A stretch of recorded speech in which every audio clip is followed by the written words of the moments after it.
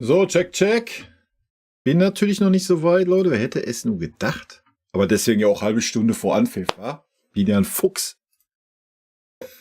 Ich bin ja ein Fuchs. So, meine Chats noch aktivieren. Zack, zack, zack. Alter, auf YouTube sind ja schon richtig, ist der Chat ja schon richtig aktiv, Leute. Was ist da los?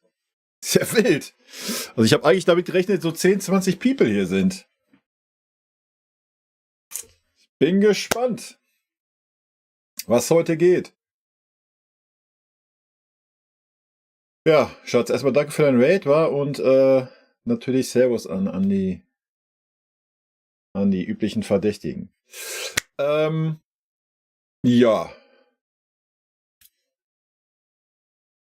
When the rock is cooking. So, ich bin dafür, dass mit der Torsound heute, oder? Ich habe meine Emotionen schon alle rausgeballert gerade, weil ich habe gerade eine Stunde Manager gespielt. Ja, wild. Wie das hier heute ablaufen wird, weiß ich noch nicht. Ne? Mache ich zum ersten Mal den ganzen Bums. Ich kann schon mal vorwegnehmen, jeder, der mich im Chat spoilert, wird gnadenlos weggebannt. Ja, der wird auch auf YouTube nicht mehr schreiben können bei mir. Also der wird weggebannt. Ich bin natürlich am Rechner, ich gucke über den Rechner, da wird natürlich ein gewisser Versatz drin sein. Ja, den Sound hört ihr gerade nicht, ne? Weil das muss ich gleich noch einstellen, weil ich natürlich den Desktop-Sound aushaben muss, weil ich ja natürlich den Sound den Kommentar haben möchte und so weiter. Deswegen wird das alles noch wild. Das muss ich jetzt noch alles einstellen. Kriegen wir aber alles irgendwie hin. Bin ich mir relativ sicher. Fangen wir mal mit den Sounds an. Ja, wie gesagt, ne, wenn ihr einer klug scheißen möchte und haut mir das Tor 2 Minuten vorher im Chat und ich lese das, bann ich den weg. Ist mir auch egal, wer das ist. Also, wartet, bis das Tor bei mir gefallen ist, wenn das bei euch eher ist. Was halt sehr gut der Fall sein kann. Ja, das ist eigentlich das Einzige. Ansonsten, wie es wird, kann ich euch nicht sagen. Ist für mich auch eine Premiere. Ihr wolltet das unbedingt, daher teste ich das jetzt bei so einem emotionsarmen Spiel, wo die Meisterschaft schon entschieden ist und alles. Und wir gucken mal, wie der ganze Bums mir gefällt. Ich gucke mal eben. Monitor und Ausgabe bei Sounds an. Bei Alerts an. So, dann müssen wir mal testen. Warte mal. Ich den nochmal abspielen, den Sound. Ja. So ist das alles, Leute. Inwieweit ich den Chat einbeziehe, wenn ich voll drin bin, kann ich euch noch nicht sagen. Wird wahrscheinlich wenig werden. Aber wir gucken einfach mal. Ich kann es euch halt echt nicht sagen. Kommt natürlich darauf an, wie das Spiel ist. Gucken uns natürlich gleich auch die Aufstellung an, wenn ich hier mal alles soweit fertig gefummelt habe. Wollte ich mal eben gucken.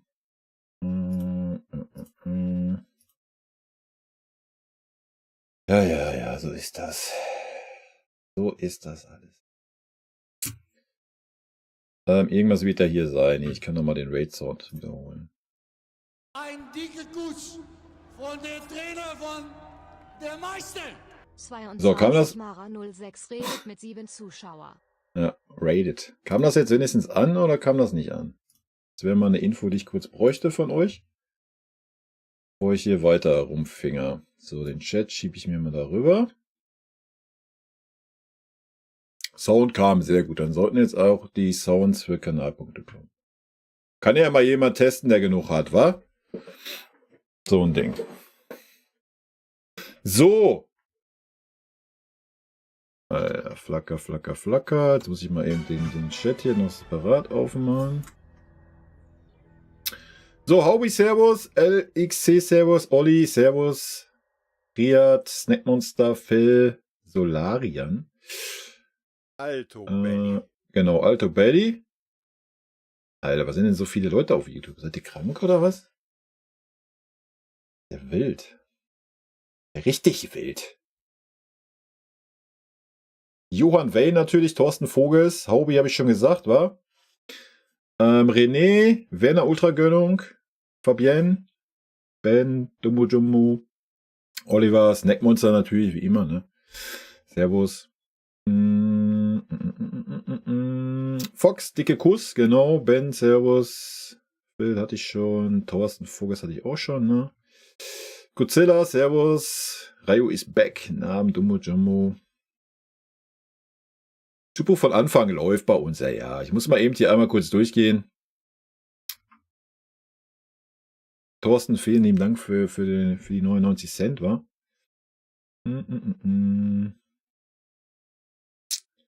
Das Stadion, das wird auch leer bleiben. Ich muss jetzt erstmal den anderen Schirm einstellen. Aber das können wir eigentlich auch zusammen machen. Ist ja Wurst, wa? Dann seht ihr euch halt nicht selber, aber ist ja auch nicht nötig. Ja, ich habe hier nämlich so einen tollen Screen vorbereitet,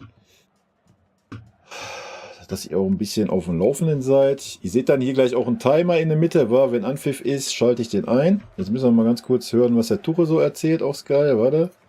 Müssen wir mal den Ton anmachen. Ich hoffe, der kommt nicht durch, sollte aber nicht.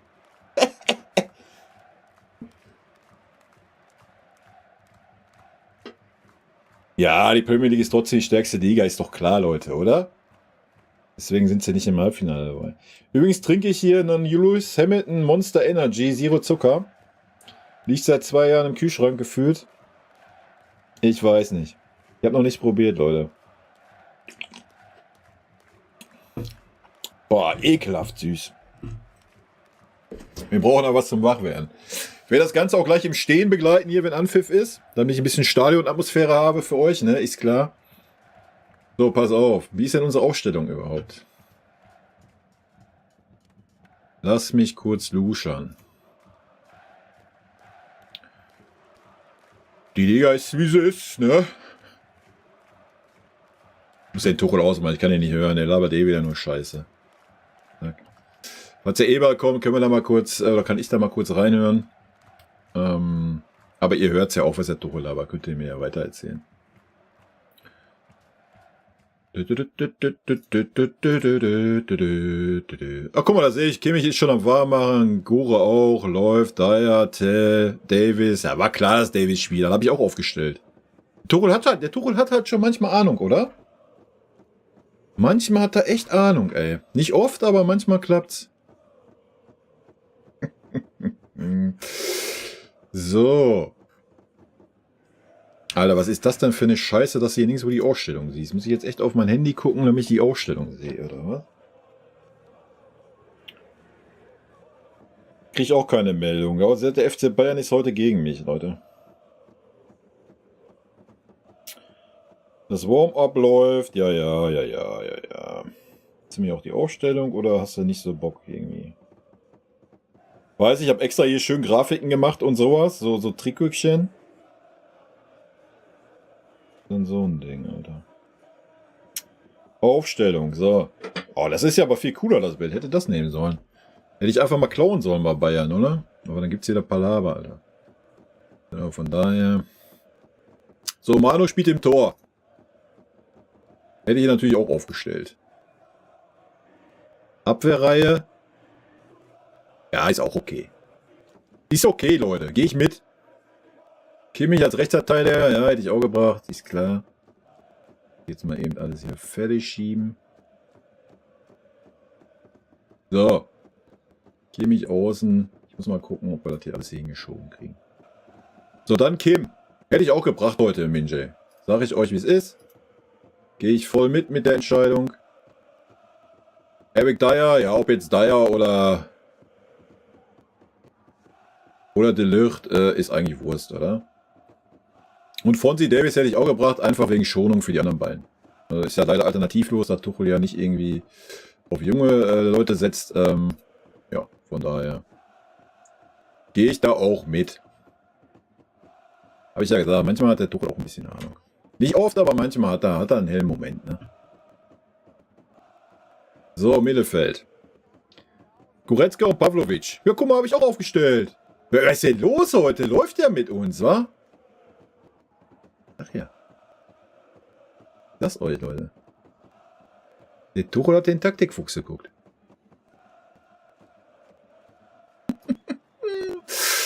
So stark, ey. So.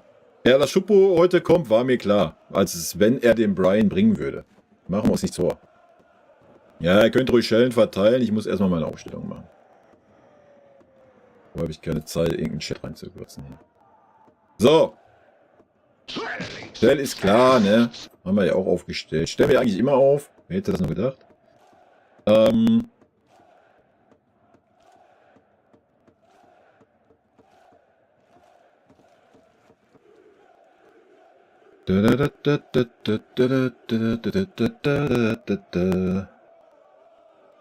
Ach, siehst du, ich wollte noch Tickets bestellen, Alter. Leck mein Arsch. Habe ich voll vergessen, ey. Dass ich gerade einmal in den Chat geguckt habe. Kann mich da mal jemand dran erinnern in der Halbzeit oder nach der Halbzeit? Schupo, die alte Kanone. Naja, ich habe mir schon gedacht, dass der Schupo heute spielt. Oh, den kriege ich nicht eingepackt.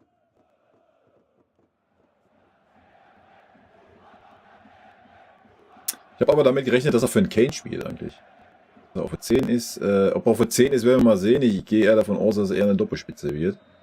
Oder wenn das eher Harry auf der 10 ist, wie ein Schupo. Aber gut. Da ist das so. Muss ich mir mal einmal die Vorschau angucken hier. Zup. Na, muss man, das ist jetzt noch nicht schön. Ich den nächsten Mal vor dem Stream machen. Mal den Schupo noch einen Tacken nach vorne schieben. Ton passt nicht. Ja, dann ist das gerade so.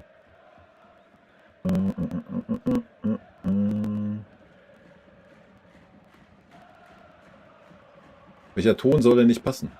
Ton, mein Mikrofonton, oder was?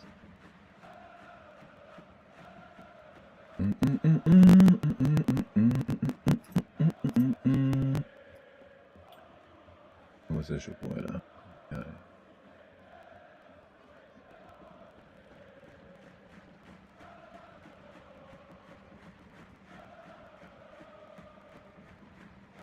Ja, passt erstmal. So, jetzt können wir uns mal um die Tonprobleme kümmern. Die eben geht. Der schlechteste Monster. Ich trinke sowas ja eigentlich sonst nicht. So, was ist jetzt mit dem Ton hier? Schlechte Verbindung aus deinem Keller. Ja, bestimmt, weil ich hier unten ein Ding ins Laufen habe, Alter. Geigo oder was? Wo ich warte, lass mich mal gucken. Ne, Upload sieht eigentlich gut aus.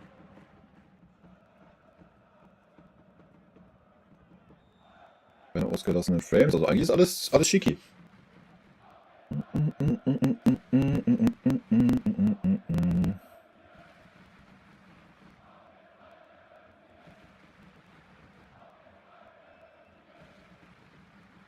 Ja, ich kann den OBS noch mal neu starten. Vielleicht bringt das was.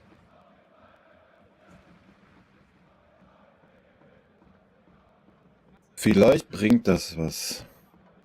Ansonsten ist das Experiment früh gescheitert, Leute. Dann ist das so. Kann ich schließen?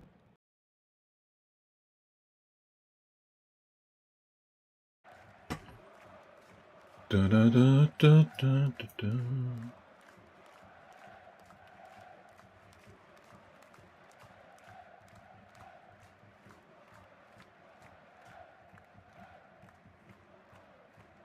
Ja.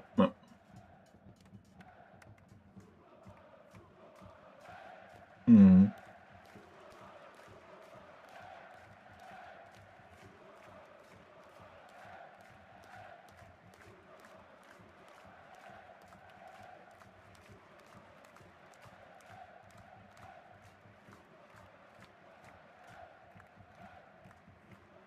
Der Max wieder, hat er wieder rausgeschraubt, wa? Ich habe nur die Hälfte gehört, aber alles gut. So, wie sieht's denn aus jetzt? Immer noch beschissen, oder was? Ja gut, dann weiß ich, woran es lag. Das liegt nämlich daran, weil ich habe meine Bose Bluetooth-Dinger drinne. Und weil ich den OBS vorher auf hatte, dann die reingesteckt habe, dann im Windows die als Standard-Ausgabegerät gestellt habe, hat sich wahrscheinlich Windows verschluckt. So ein Ding halt. Wisst ihr? Frech, aber ja. So ist das halt. So. Dann kann ich das mal minimieren. So, alles, was ihr jetzt zwischendrin geschrieben habt, Leute, sorry, war. Müsst ihr normal schreiben, wenn es was super Wichtiges war. Du mag Saragossa nicht. Ja, natürlich nicht. Das wird er ja spielen.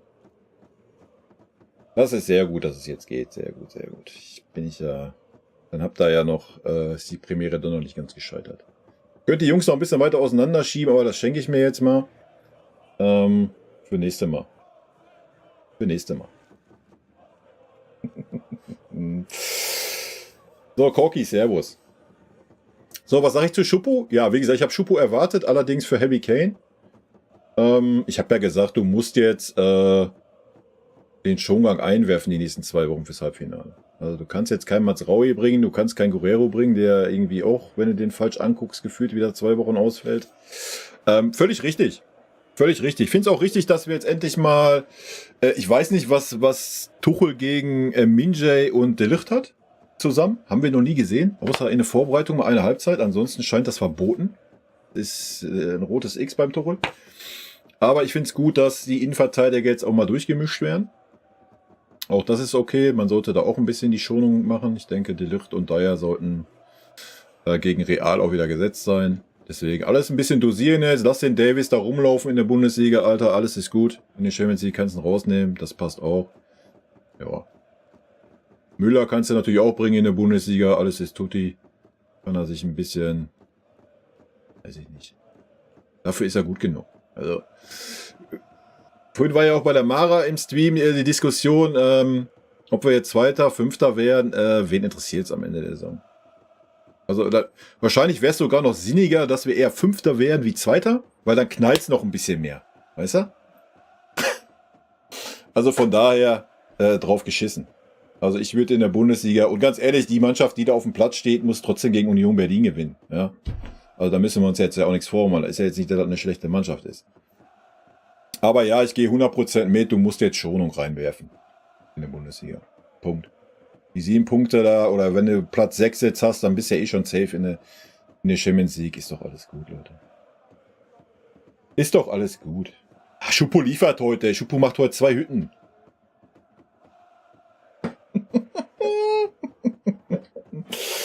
Ach ja. Ja, wie gesagt, wie das jetzt hier gleich wird, wie das abläuft, kann ich euch nicht sagen, ne? Es kann sein, dass es super langweilig zum Zugucken für euch wird, aber da müsst ihr euch im Chat halt unterhalten. Weil Emotionen sind halt nicht mehr so da, ne? Sind wir ganz ehrlich. Klar, machen wir ein super schlechtes Spiel, dann kann ich auch schon mal abgehen, aber ansonsten ist es gerade relativ Wurst. Muss man ja fairerweise sagen. Deswegen sehr guter Test.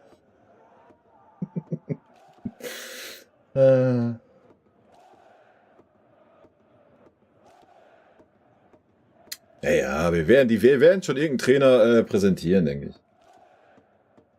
Zur Not, wie gesagt, steht zur Verfügung. Ist kein Problem. Weil ja das Angebot für Davis zurückgezogen angeblich. Ja, was heißt zurückgezogen? Ich habe das auch gelesen. Man hat es jetzt wohl reduziert. So, ist ja auch okay. Davis geht im Sommer und Feierabend. Wollen wir noch nicht darüber diskutieren. Was, wenn Bayern verliert? Das kommt auf die Art und Weise darauf an, ne? Aber wie gesagt, wen poppt's am Ende des Tages? Also, ich bin die Saison schon abgestumpft, Leute. Habe ich schon mehrfach gesagt. Und ob wir Zweiter, Dritter, Vierter, Fünfter werden, ist, wen interessiert am Start nächste Saison? Keine Sau. Ja, natürlich wäre es schön, wenn man Zweiter wird. Gar keine Frage. Ja, das sollte auch der Anspruch sein. Aber nochmal, wenn du Fünfter wirst, kommt der Umbruch vielleicht noch ein bisschen härter, als wie wenn du jetzt die letzten 5 Spiele maßlos überzeugst. Gibt alles Vor- und Nachteile, Leute. Warum spielt nicht endlich mal Saragossa, weil er kein Deutsch oder Englisch spricht? Ist doch klar. TT bringt das Feld, dass wir Fünfter werden. Ja, ist doch okay. Ne, wie sind denn eure Tipps? Haut mal noch raus jetzt, bevor der Tier gleich losgeht. Mein Tipp bleibe ich natürlich dabei, 3-1, wa? Aber wenn man sieht, tabellemäßig Union muss liefern, wa? Bochum hat es ja leider verkackt heute. Für Bochum gehen gerade auch die Lichter aus. Ich glaube nämlich, dass Mainz morgen punkten wird. Das ist sehr schade. Deswegen müssen wir heute für den VfL auf jeden Fall gegen Union gewinnen, Alter. Ja? Damit die da unten mit drin bleiben. Ansonsten wird's wild werden.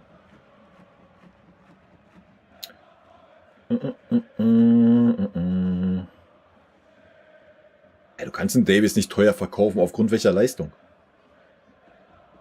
Aufgrund welcher Leistung willst du den Davis teuer verkaufen mit einem Jahr Vertrag?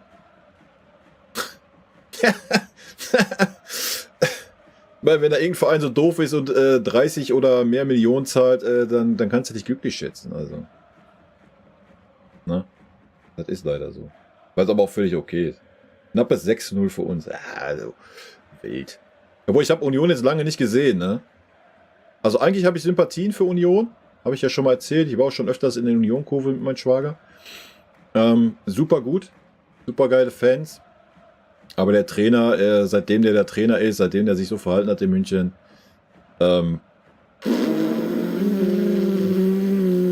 so ein Ding. Und ich sehe gerade, dass ich noch auf Sky Sport News bin, Alter. Ich sollte mal hier umzappen, wa? Sonst ist gleich nichts mit Spiel hier. So.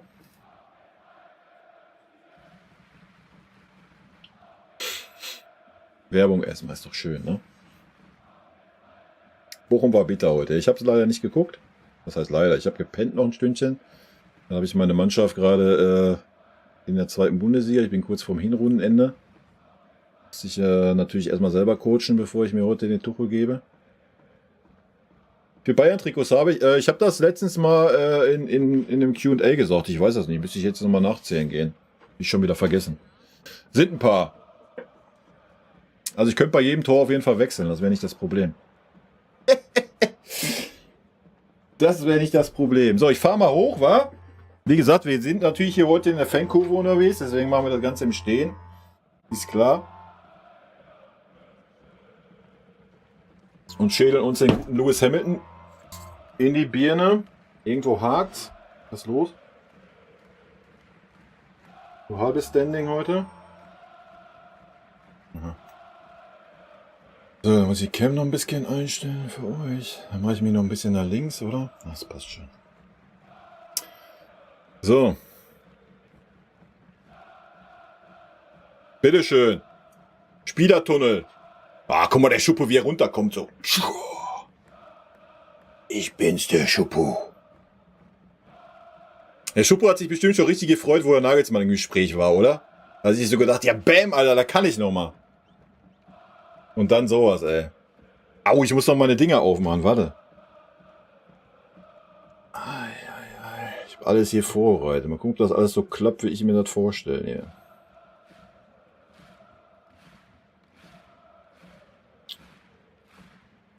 So.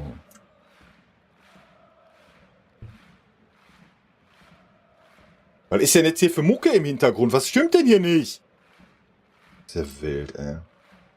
Leute.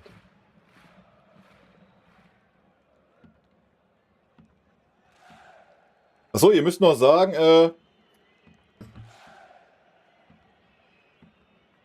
ob ihr den Stadion-Sound haben wollt oder nicht. Also hier diesen die Fangesänge hier, die im Hintergrund laufen. Die kann ich auch ausschalten sonst.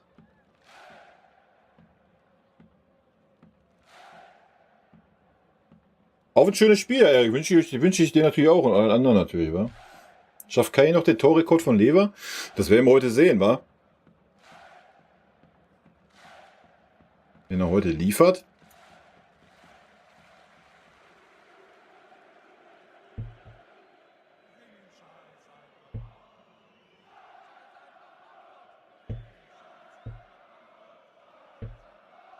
Eisern Union. Immer wieder Eisern Union. Kann ich, Leute, ne? Jetzt denkt ihr euch auch, was ist das für ein Typ im Bayern-Trikot? Singt der Eisern Union, wa? Wie gesagt, ich stand schon in der Kurve bei Eisern.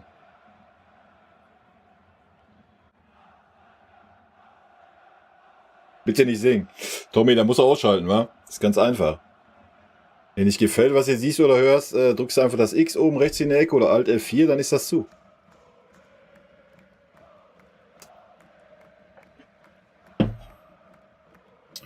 So einfach ist das. Solange du keine BVB-Gesänge-Trailer hast? Nee.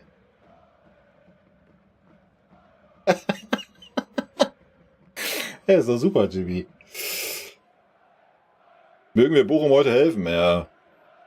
Aber bei Bochum gehen gerade echt die Lichter leider aus, wa? So, der letzte Trend ist echt, ich meine, Köln ist ja ganz wild, ne?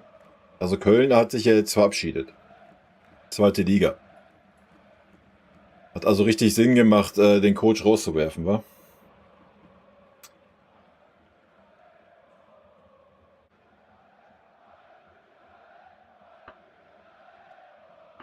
Nee, es gibt von mir niemals, es wird niemals ein Vlog geben, es sei denn, da läuft einer von euch nebenher und filmt das. Ansonsten nicht. Geht nicht. Nee, Köln ist weg.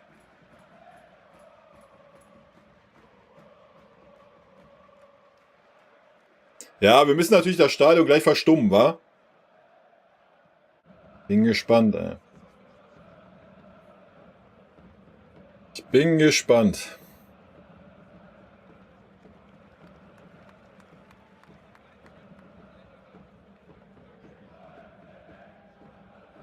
Hat der Neue jetzt echt grün genommen, oder was? Ist auch nicht ganz richtig. Ja, das wirst du gleich sehen, John Jay. Ich mach gleich, wenn der anpfeift, schalte ich bei mir den Timer ein. Der ist dann zwischen dem Spielstand. Und dann siehst du das genau.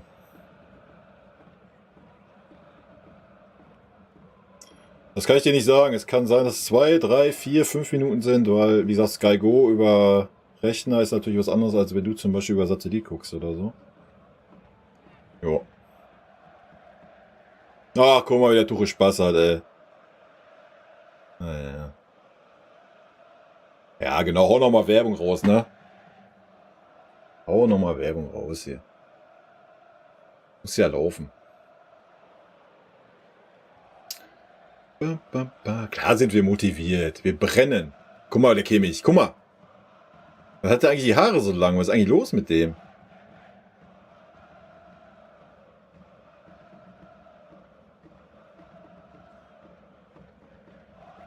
Eieiei, da kriegst du bei der UEFA gleich 5 Spiele Sperre, Alter. Für die Pyro.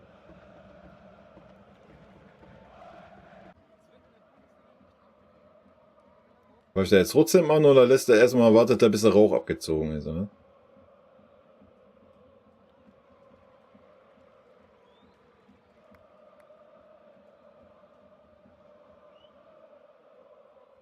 Abfahrt.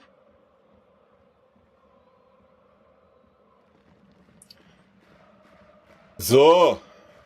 Rein geht's in den Bums hier. Eieiei. Geht ja schon wild los, ey. Also ich mache jetzt hier nicht den Radiokommentator, wa?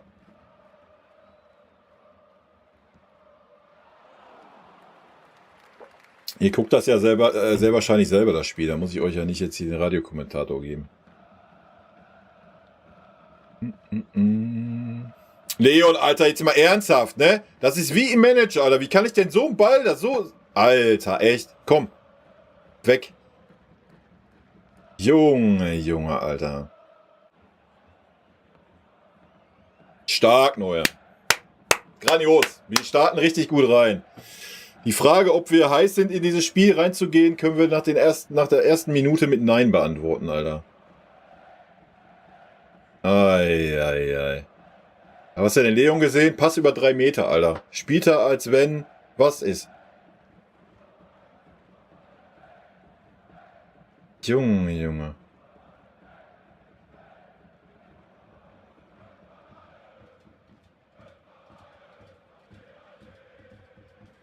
Wir sehen ja kaum was. Ist ja alles voll Nebel. 30 Sekunden hinter mir. Oh, das hält sich ja Grenzen. Ich habe mir mehr gerechnet. Ja, wenn du ein Sky Q-Receiver hast, musst du halt einmal kurz auf Pause drücken, wa?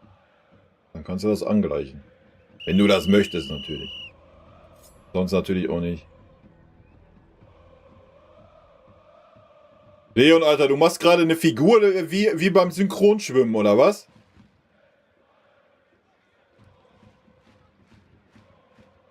Junge.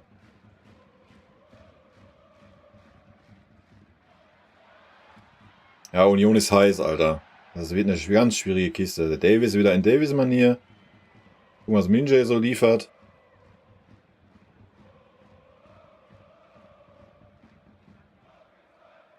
Eieiei. Ja, ist schon geile Stimmung, ne? Ist schon echt gut, ey.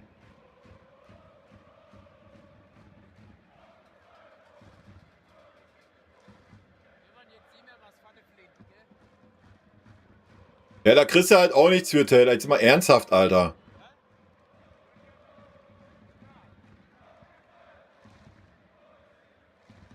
Versteh das immer nicht. Man lässt sich fallen. Hallo, Schiedsrichter, bitte pfeift doch endlich. Nee, da kriegst du nichts für. Das ist Bundesliga-Fußball, Alter. Junge, Junge.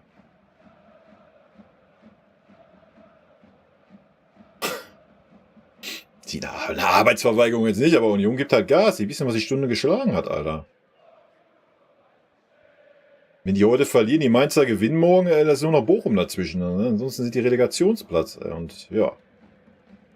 Da weißt du nie, was passiert, ne? Ja. Guck mal, der Müller, wie er sie anbietet. Guck mal, sehe ich schon. Grandioser Ball. War das Josh oder was? Josh hat auch richtig Lust heute. Ja. Grandios. Männer, Alter. Ja, wenn du den Kimmich presst, dann ist der halt einfach eine Wurst, Alter. Deswegen taucht der Kimmich halt auch nichts in Mittelfeld, Alter. Gar nichts. Du brauchst den Kimmich nur pressen. Dann ist er so überfordert, Alter, wie? Guck dir das an. Junge, Junge, gleich. Boah, echt, ey. Das hast du halt die letzten Spiele nicht gesehen, wenn der Rechtsverteidiger spielt, ne? Da wird er nicht gepresst. Aber deswegen kannst du den Kimmich nicht in der Mitte spielen lassen, Alter. Junge, der ist so einfach aus dem Spiel zu nehmen, der Mensch. So, Flanke jetzt, rein das Ding, Harry Kane köpft ein, oder? Ja, grandios. Das war... ja. Normal, ne? Guck dir das an, wie die fighten, Alter. Ja, guck mal, der Pavlo wenigstens, Alter. Leon, hast du gesehen, wie das geht? Der zündet doch drauf. Ja. Ja, guck mal, das ist das Problem, ne? Harry Kane zündet außerhalb vom 16er. Der Torwart macht nur so. Der Ball geht mittig in den 16er zurück. Da ist keiner. Warum? Weil unser Neuner außerhalb des 16er steht. Da muss doch jemand anders da reinrücken. Wo war denn jetzt der Leon, Alter? Junge, Junge. Eigentlich wollte ich mich gar nicht aufregen heute.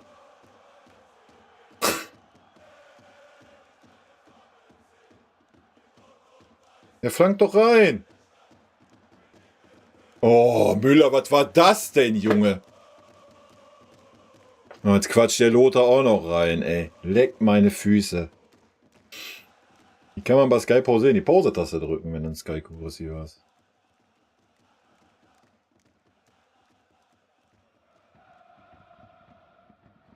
Da, guckt euch das an, da ist keiner.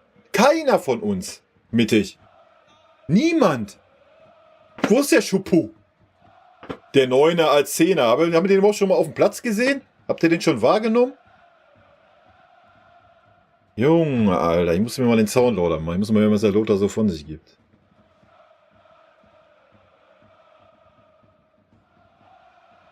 Ja, das war auch nicht gut.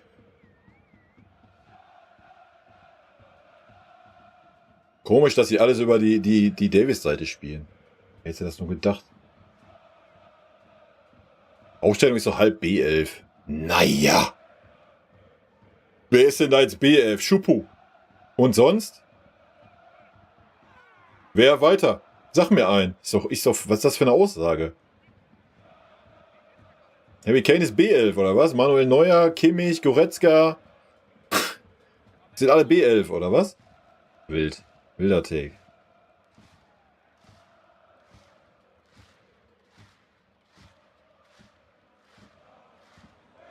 Ja, ist schon traurig, dass man Chupu bringt anstatt einen Brian, ne? Das ist schon wirklich traurig, Alter.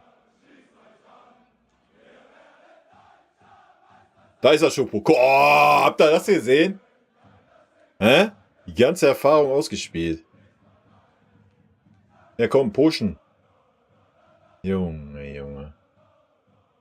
Naja, immerhin haben wir es jetzt ein bisschen, ne? Ein bisschen im Griff.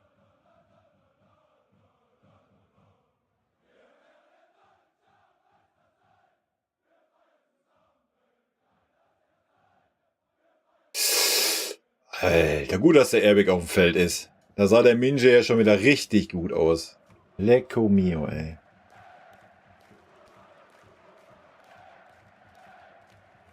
Gerade gegen Dyer, Alter. Der Dyer, der macht das mit seiner Erfahrung. Der macht einmal, zack, Feierabend. Ja, sehr wenig Bewegung vorne wieder, ne? Sehr wenig. Guck mal, das Schupo jetzt. Jetzt kommt er. Guck mal jetzt. Zünd. Ja, ganz stark.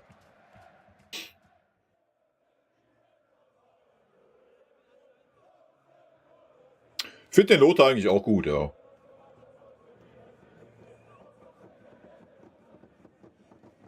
Eigentlich komme ich mit dem Lothar auch ganz gut klar.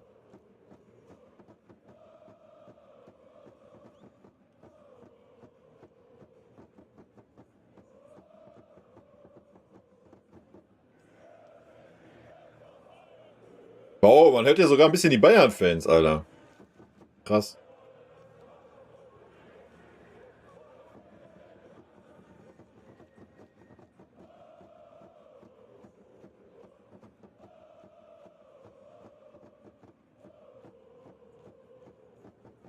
Alter, mit dem Müller ist auch nichts mehr los, aber gar nichts mehr, Junge. Meine Güte, ey. Boah. Alter, ja, zu Recht saß er in beiden Spielen draußen. Zu Recht. Sehen wir doch jetzt auch wieder. Meine Güte. Ja, also wenn der Tuchel hofft, dass es nicht gelitten hat, das Verhältnis. Was interessiert den Tuchel das, Alter? Der ist in 5 Wochen weg von diesem Verein. Ist dem scheißegal.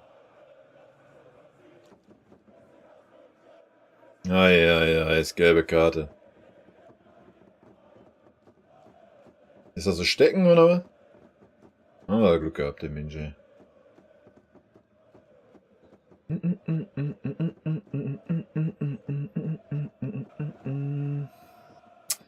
Da über die Maschine, genau.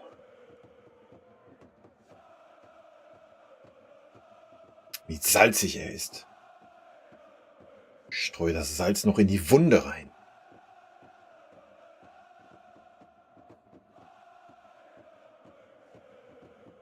Also Minje ist echt grenzwertig gerade, ne?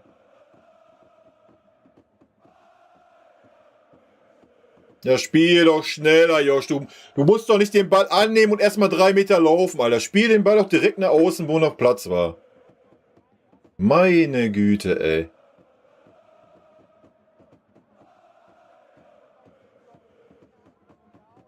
Oh, kaufen die uns den Schneid ab, ey. Wild. Schubo geht in Rente, ne, das glaube ich nicht. Der geht nochmal irgendwo hin und zieht sich noch ein paar Mille rein. Saudi-Arabien oder so. Kriegen doch alle den Hals nicht voll. Pelle ist auch schwach bis jetzt. Ja, Fonsi, wo bist du, Alter? Was läufst du? Warum war der Fonsi jetzt auf der 6er-Position? Linker Außenverteidiger. Ja, ich stehe erstmal neben dem 6er auf der 6er-Position, weil ich habe ja genug Speed oder was. Junge.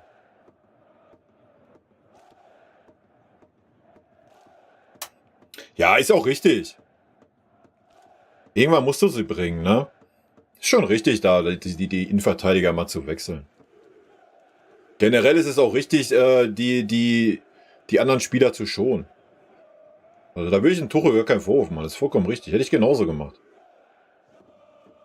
Boah, der Davis wieder, Alter. Eieiei. Ich glaube, Minje fühlt sich in München nicht wohl. Keine Ahnung. Es spielt im Moment auch alles keine Rolle, wa? Wir müssen warten, wer neuer Trainer wird. Dann spielt das mal alles eine Rolle. Dass er sich das anders vorgestellt hat, ist, glaube ich, klar. Was ist denn mit Manu los heute? Jetzt rennt er erst raus, dann wieder rein.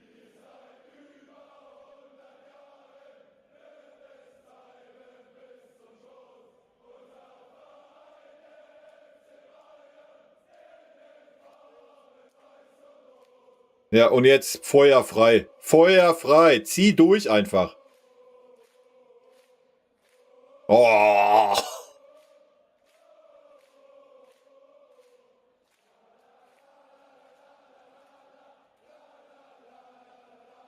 Ja, komm, zünd!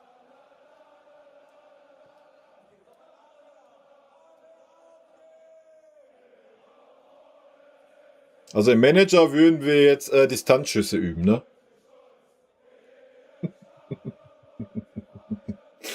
Ah.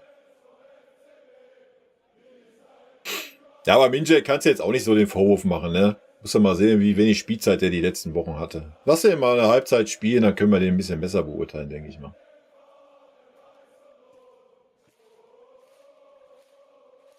Ist ja nicht so, dass er nicht will. Ich denke mal, das sieht man, ne? Guck mal, Leon hat sich auch ein bisschen gefangen jetzt.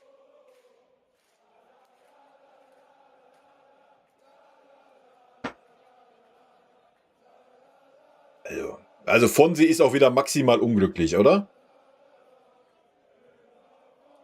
Weißt du, gerade zweimal haben wir freie Schussbahn. Pavlovic davor Tell. Dann spielen wir wieder raus aus dem Kimmich. Jetzt denkt sich Davis, ach, weißt du was? Da stehen nur 4 Mann um mich rum. Da versuche ich mal aufs Tor zu schießen. Also, wild. Was spielt Tell für eine Pose? Ja, rechts außen halt, ne? Dann mal mittig. Sehr variabel sind wir. Ja, Leon ist jetzt drinnen, ne? Hat er gut gemacht, das Ding. Ja, und jetzt Feuer von sie. Jetzt kannst du, und dann wieder, Alter, ich krieg ihn. Ey, ohne Scheiß, die ganze Bahn war frei. Der Neuer spielt ihn da super an. Dann kann er mal einmal, also wenigstens seine Stärke, die er hat, ist ja Geschwindigkeit. Nee, dann stoppe ich den Ball an, weil wir spielen ja gegen Arsenal. Gucken wir erstmal nach hinten. Junge. Ah, ja, ja. Ich hätte den Goretzka gerade auch nicht loben dürfen, ne? Hast du wer gesehen? Junge, Junge.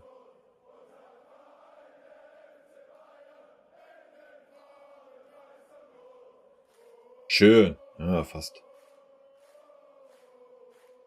Boah, Leon, Alter, was ist denn los mit dem...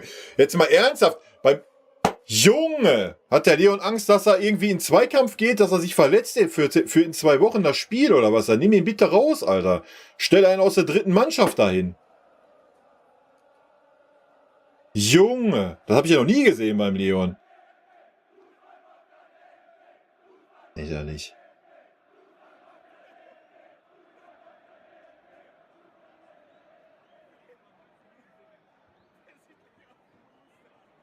Fickno, du hast Ahnung, Alter. Du hast richtig Ahnung auf jeden Fall. Sollte man nicht überbewerten, Arsenal in 2 Spielen klar aus dem Wettbewerb zu bringen. Hast du recht. Das war schon echt schwach von uns. Ja. Eieiei. Aber gut, dass wir heute nicht über solche Themen reden, Alter.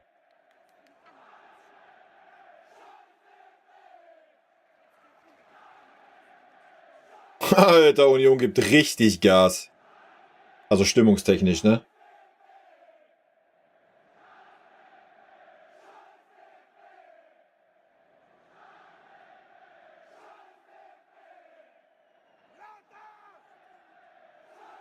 Und ab zum Kimmich. Und Flanke aus dem Halbfeld. Ui.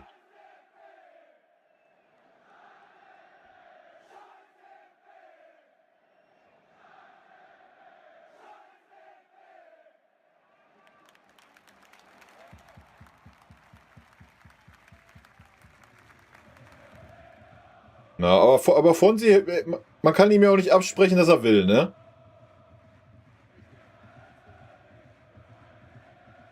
Ja, aber wir haben es jetzt besser im Griff auf jeden Fall, ne? Das können wir auf jeden Fall mal festhalten. Genau, mach mal erstmal schön ein bisschen Ballgeschiebe, ist völlig fein. Schon völlig okay. Mal ein bisschen runterkommen, ne? Und jetzt spiel doch in den Rückraum. Das war der Schuppo, ne? Wild. Schuppo-Mutin. Ja, ja, so ist das. Na, na, na, na, na, na, na.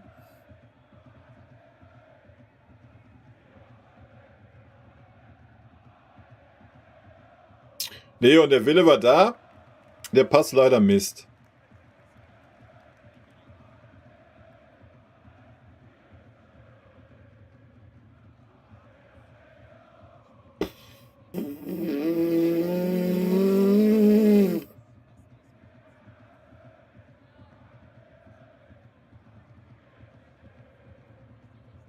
Eieiei, also Kim ist gerade wirklich wild unterwegs. Junge, Junge. Ui, ui, ui.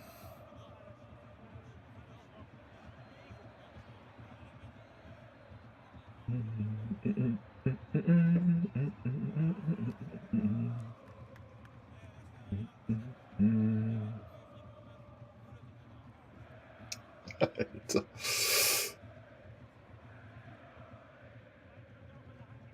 Boah, ey, Leon, jetzt mal ernsthaft. Der Leon kriegt heute nicht einen Ball mal über 3 Meter in die Spitze gespielt. Was ist denn los mit dem Mann? Junge, zu viel gefeiert, oder was? Genau, Josh. Erstmal drauf treten. Machen wir erstmal hinten rum ein bisschen. Junge, Junge, ey. Ja, mach doch diese Rotz-Werbung da weg, Alter. Wir zahlen 50 € im Monat, um die Scheiße gucken zu können. Und dann blenden die ernsthaft noch alle Viertelstunde da irgend so eine Dreckswerbung ein.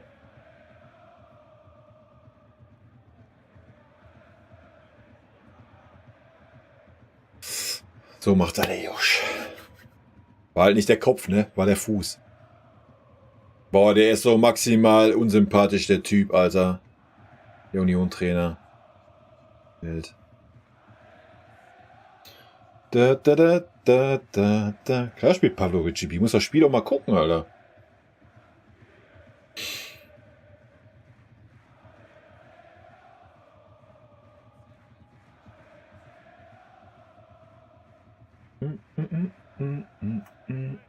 Goretzka hat schon 3, 4 gute Spiele gemacht diese Saison. Auf jeden Fall. Auch gegen Arsenal war er jetzt echt gut.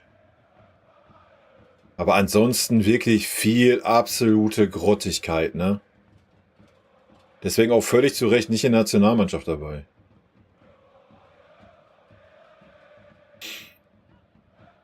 Jalla Schott. Sagt mir nichts. Google ich aber mal. Zaugengas, guten Abend. Statt Tennis und Fußball Monster. Nee, eigentlich wollte ich nur Monster so ein bisschen wach zu werden. Eigentlich wollte ich mir ein bisschen noch holen, aber bei den aktuellen Leistungen gerade ist gerade, weißt du,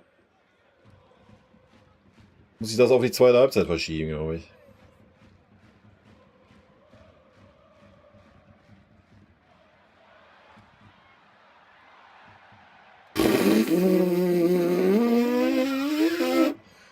Also wenn ich das öfters mache, werde ich mir auf jeden Fall hier noch so ein paar Gimmicks überlegen. Dann muss ich hier so Kopf explodieren machen und sowas. Aber wir können natürlich mal ein bisschen die Sounds zünden hier. Aber da habe ich auch noch nicht alle hinzugefügt, glaube ich.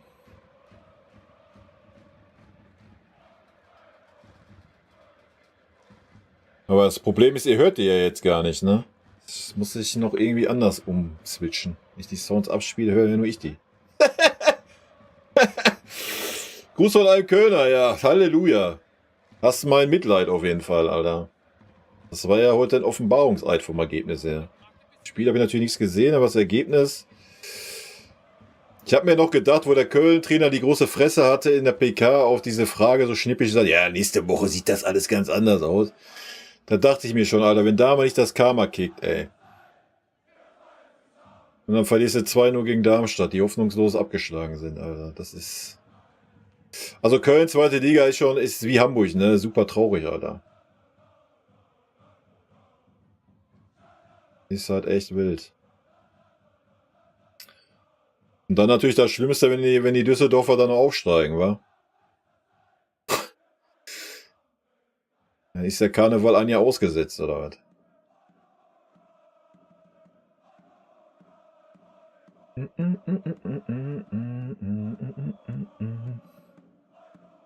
Ja, aber da muss ja nicht sorry sagen. Ich erzähle schon die ganze Saison, dass unser Fußball grottig ist. Wir haben diese Saison 5, 6 gute Spiele gemacht, das ist alles. Habe ich aber schon nach den ersten 3 Spielen gesagt, aber...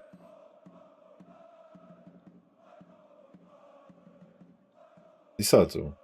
Müssen wir alle mit leben. Noch, was? Maximal 8 Spiele und dann ist gut.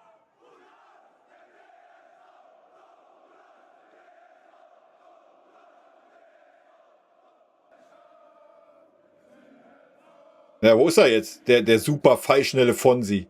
Wieder nicht da auf seiner Seite. Ja. Alter, gut, dass Union das echt so super schlecht vorne ausspielt, ne?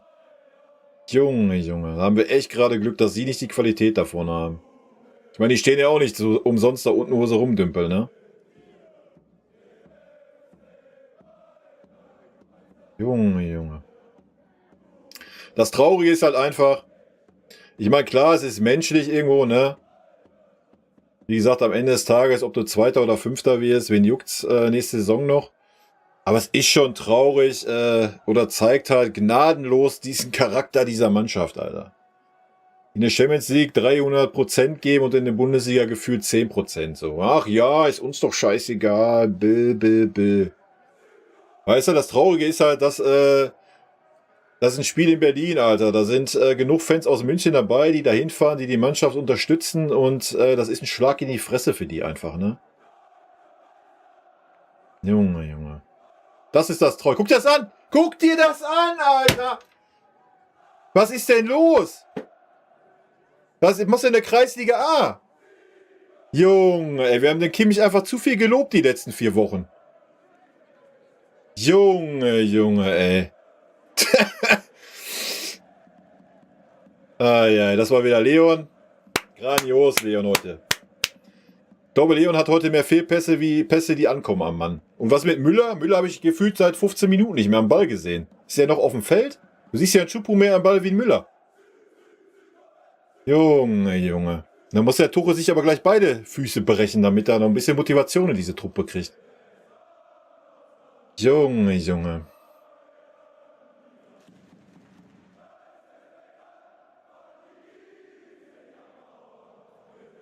Eieieiei.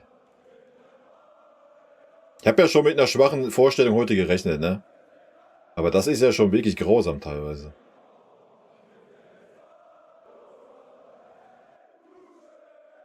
Ja, komm jetzt. Nein, wieder vorbei.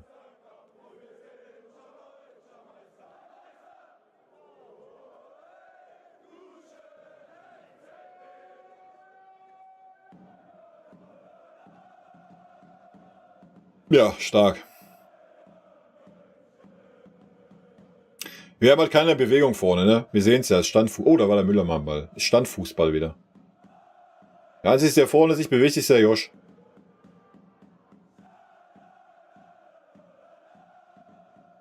Ja, und dann kriegst du jetzt so einen Konter eingenetzt hier.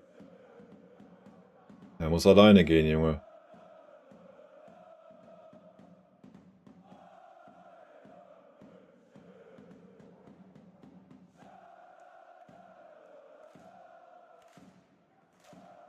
Wild. Aber das Schöne ist, wenn das Spiel so läuft, wie es läuft, habe ich halt auch mal die Zeit zwischendurch mal einen Blick in den Chat zu werfen. Tja, das wäre schön, wenn der Brian heute mal ein paar Spielminuten kriegen würde.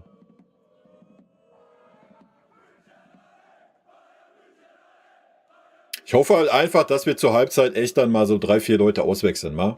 Kannst den Goretzka rausnehmen, kannst den Conny bringen. Einfach mal so ein bisschen in der Frische wegen. Innenverteidigung kannst du auch beide tauschen. Vorne hast du eh keine Option mehr, außer Brian. Da geht eh nicht viel. Wir werden uns also 90 Minuten den Müller geben müssen. Aber vielleicht hat der Müller ja gleich wieder einen Müller-Moment.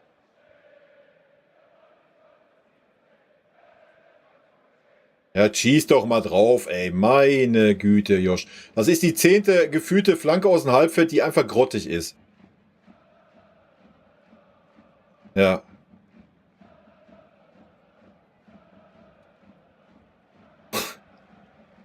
Ich hole mir ein Bier, Leute. Bin gleich wieder da. Kann das nicht ertragen.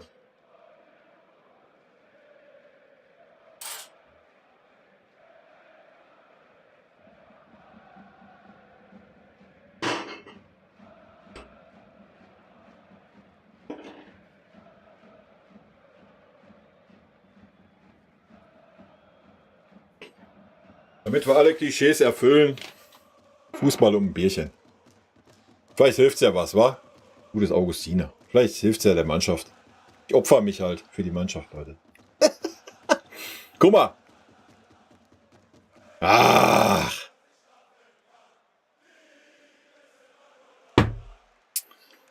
Eieiei.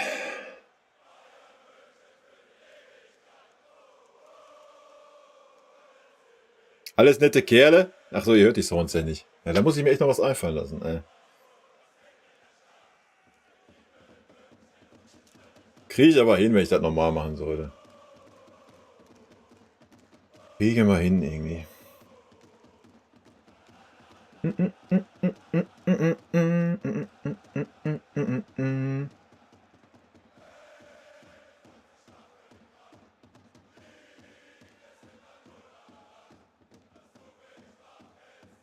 Ja, kannst du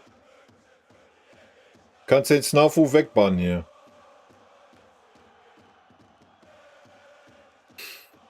Eieiei, der Leon, Alter. War er so schlecht und dann haut er das Ding rein. Siehst du? Das Bier hat's gebracht, Leute. Siehst du? Zack. Bier aufgemacht. Bäm. Bäm.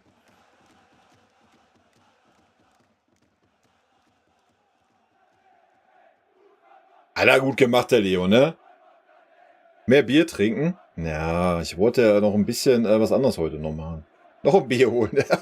Klar, ich mache jetzt 10 Flaschen auf und nehme einen Schluck, oder?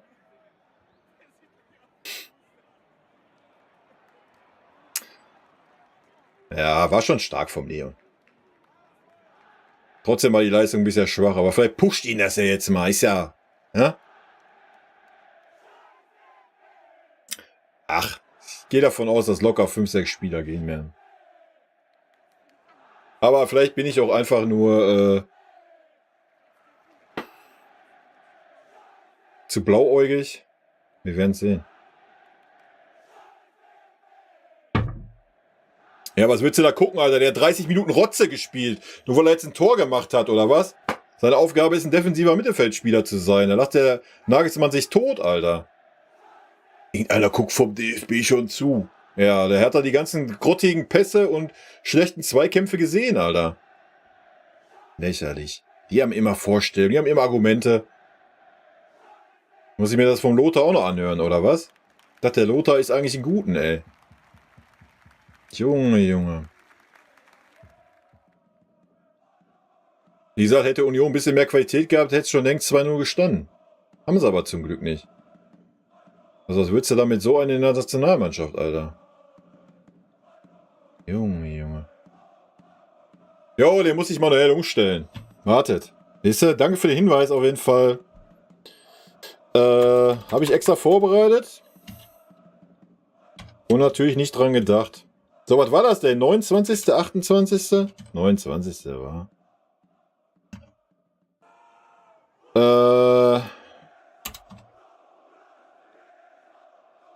So. Warte. Geil, oder? Bisschen klein vielleicht. Müsst ihr urteilen.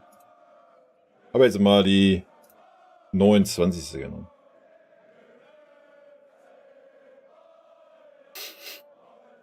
Goretzka ist ein Feiner, ne? 29. Ja, guck mal. Vorlage gibt's hier nicht.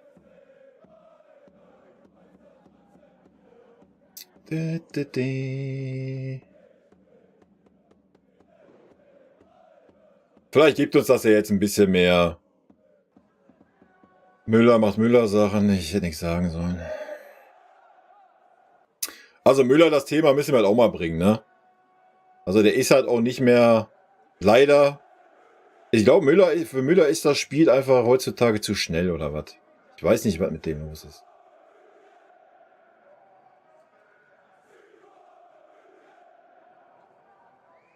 Oder ist halt einfach das Alter oder was, ich weiß es nicht.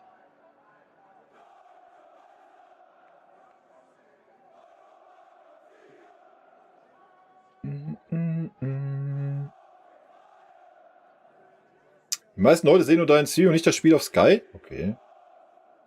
Nee. Nee. Muss ich nicht. Wie gesagt, ich bin ja kein... Uiuiui. Bin ja kein Radiokommentator. Eieiei. Bild. Nee, da müsst ihr leider Radio anmachen, wa?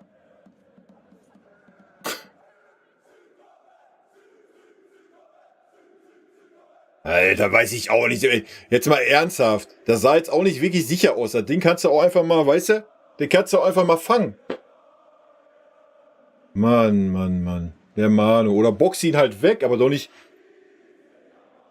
Junge, Junge, ey. Ei. Wild. FC Bayern Webradio gibt's, ja.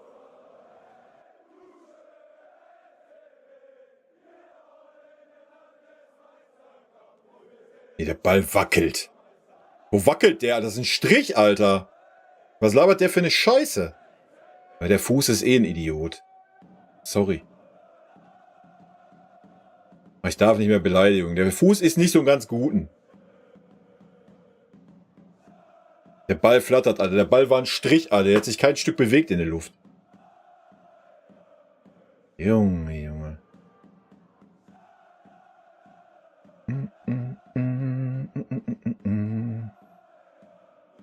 Beim FC Bayern Doppelpass? Wieso wäre es denn da vom FC Bayern?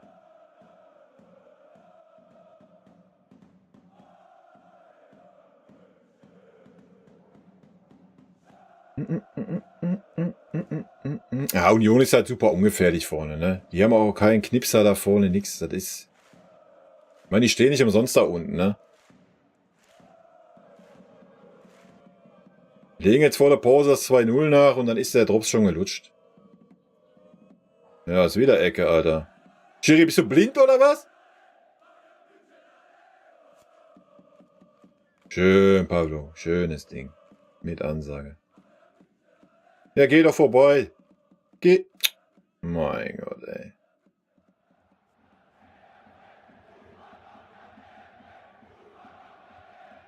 Josh ist wieder ganz klar auf seiner Rechtsverteidigerposition unterwegs. Ja. Stark von sie. War gut. Komm. Irgendwas versucht.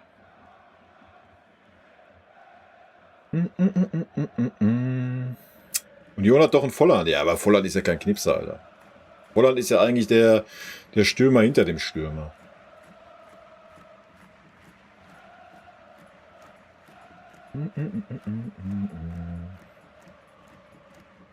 Naja, Hui war die erste Halbzeit jetzt nicht, wahr?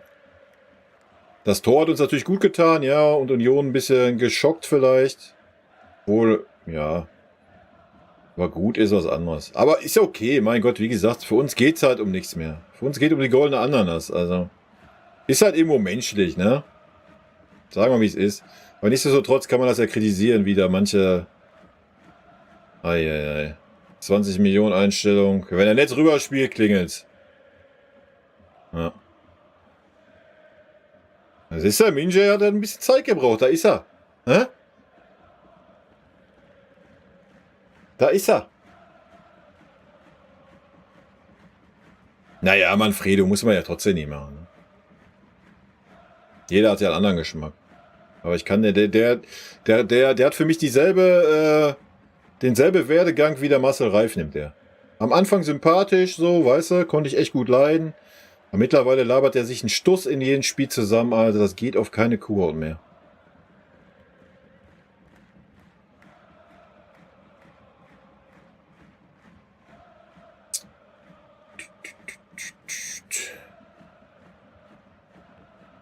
Harry Kane ist aber auch so absolut null im Spiel, ne? Junge. Der Schuppo trickst sich selber aus. Ja, dann spiele ihn doch auch. Ja, wow. Ja, wo war das ein Punktsieg für Choupo-Moting, Alter? Wenn er so einen Fehlpass in die Mitte spielt, Alter. Hört er sich selber reden manchmal, oder was? Eieieiei. Boah, sind die schlecht, die Unioner vorne, Alter. Lecco mio. Eieiei. Naja, ich nehme mal einen Schluck, vielleicht hilft's was, wa? Grüßerchen.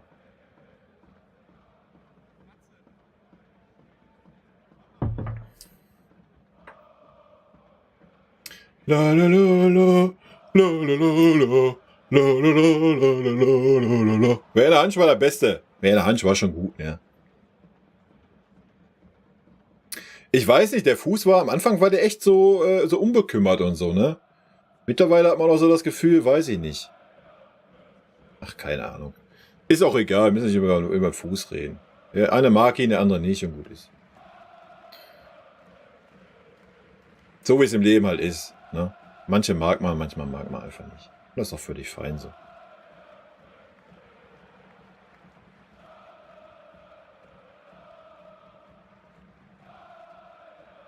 Naja, wenigstens wird's noch mal eine spannende Geschichte unten, die letzten 3, war? Dank Mainz. Also eigentlich war der Zug ja schon abgefahren, aber die Mainzer haben ja echt eine Serie hingelegt, ne? Ich meine, wenn oben schon nicht mehr spannend ist. Ich meine, 5. Platz ist safe jetzt, oder? Ich glaube, da kann nicht mehr so viel passieren oder gar nichts, glaube ich. Champions League Platz. Ui, stark Schuppo.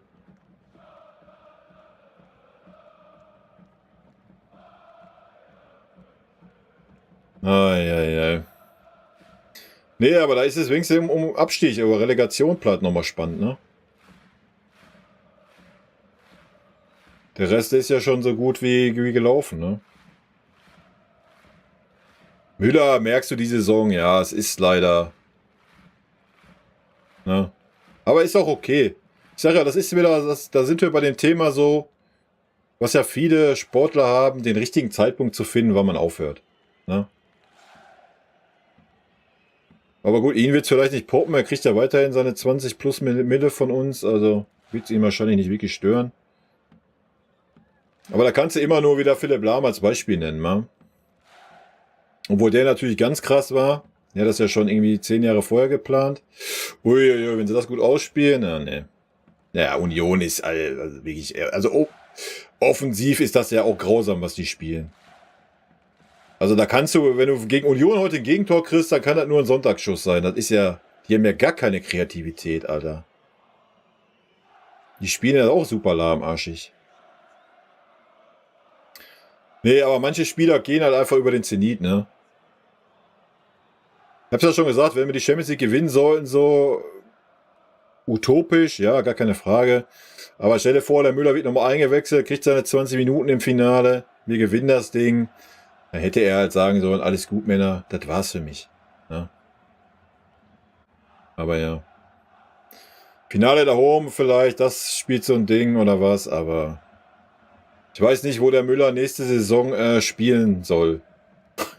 Ganz ehrlich. Das ist eine Katastrophe, ne? Der wird ja auch nicht mehr Spielzeit kriegen. Und das Problem ist halt, Müller ist ein Stinkstiefel, was das anbelangt, ne?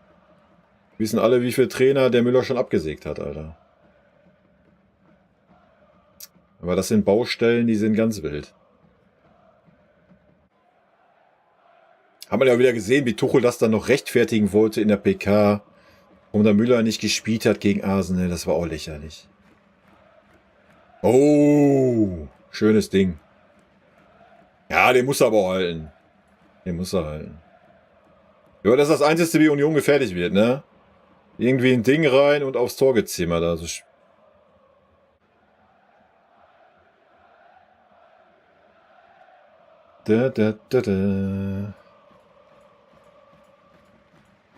Marc, das kannst du absolut nicht sagen. Also, da ist alles möglich. Für Dortmund ist alles möglich, für Paris, für Real Madrid und für uns.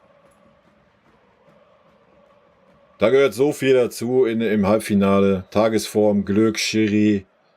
Also, das kann man nicht vorhersagen. Das ist unmöglich.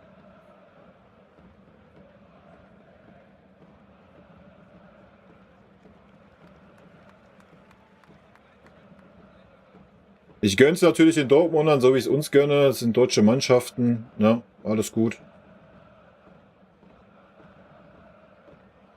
Aber vorhersagen kannst du das nicht.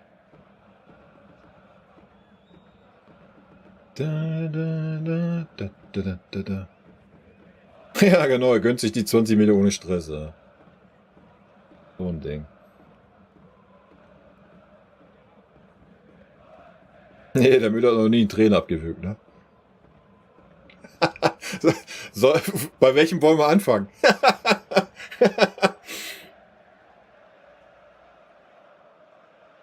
Ja, aber so ist das, wenn du keine starken Sportdirektoren, Sportvorstände hast in diesen Belangen. Ne? Hoffen wir, dass das unterm Eberl jetzt besser wird. Dass die Spieler wieder weniger Macht haben. Wäre schon wünschenswert.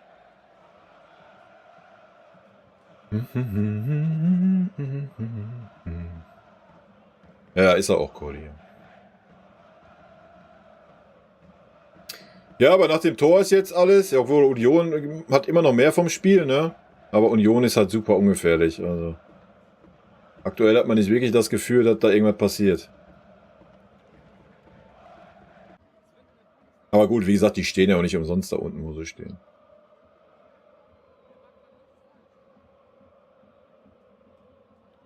Ominje hat sich echt gefangen, ne? Muss man sagen.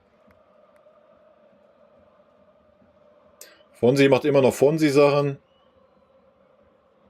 Das wird sich aber auch nicht ändern halt.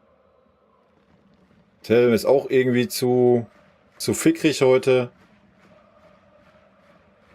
Leon hat sich auch ein bisschen gefangen, ja.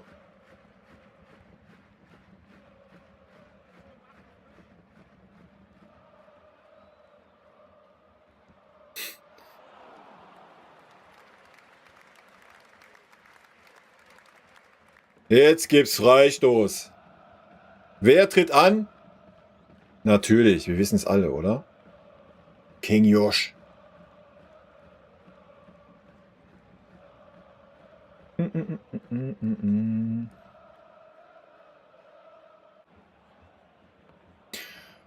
Ich weiß nicht, ich glaube, das würde wild werden gegen Dortmund im Finale. Das würde echt wild werden.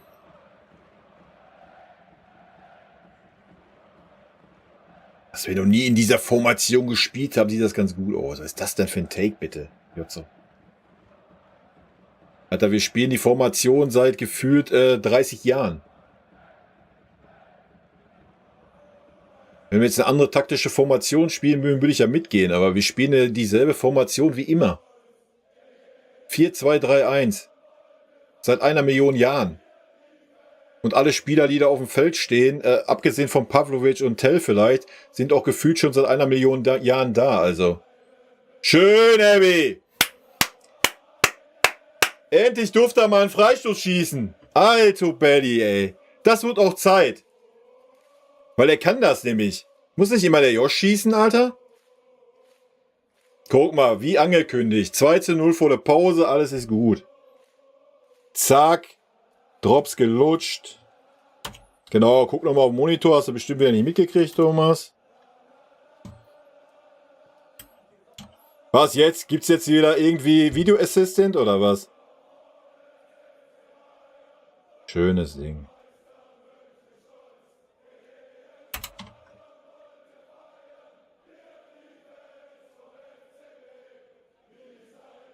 Ist brüchig. Ja, Heidenheim war zwischen Arsenal. Also Heidenheim, zweite Halbzeit kann man schon argumentieren, finde ich. Ja. 33, ja, das wird knapp, ne? Das wird nichts mehr. Das wird knapp mit dem Rekord. 45+1 gibt's bei mir nicht. Wir sind oldschool unterwegs. Kannst du bestätigen, dass du an Karten beständigst? Das mache ich jetzt gleich in der Halbzeit eben.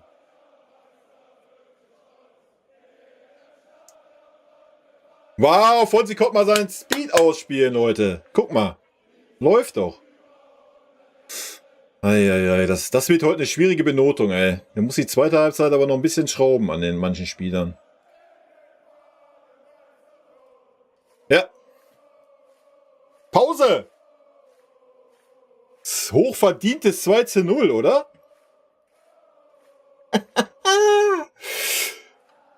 So, erstmal Ton ausmachen. Das dumme Gelaber da weg ist ja grausam, ey. Nee, war doch okay, oder? Holpriger Start für uns, ja, gar keine Frage. Die Einstellung bei vielen Spielern Katastrophe am Anfang, aber durch das Tor dann war es auf jeden Fall besser, ne? War so ein Leon besser, auch so ein Minjay kam besser rein. Selbst ein Davis einen Tacken besser. Müller leider, also Müller war noch weniger wie Schuppo. Also das ist schon ein wilder Take, oder? Aber ich denke, den können wir so nehmen. So, FC Bayern. Anmelden.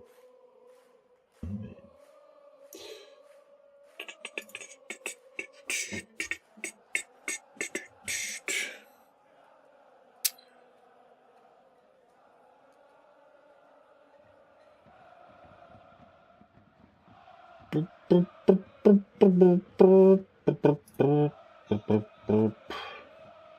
das bringt mich auch nicht weiter gerade.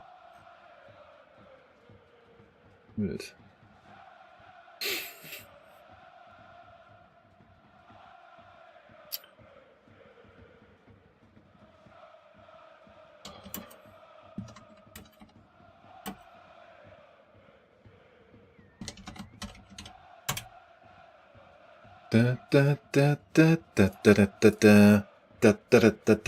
Ob Brian zweite Halbzeit kommen wird? Das wäre auf jeden Fall mal schön, ja. So! Überbucht schon. Ja, wow. Läuft. Hätte das nur gedacht. Wer hätte das nur gedacht?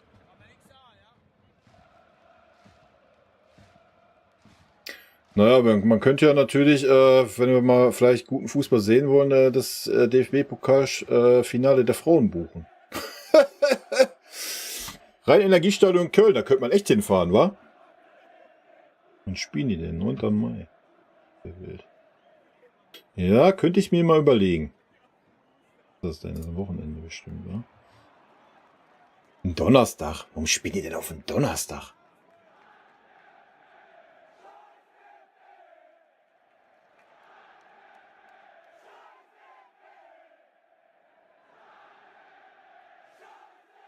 Das ist ja wild.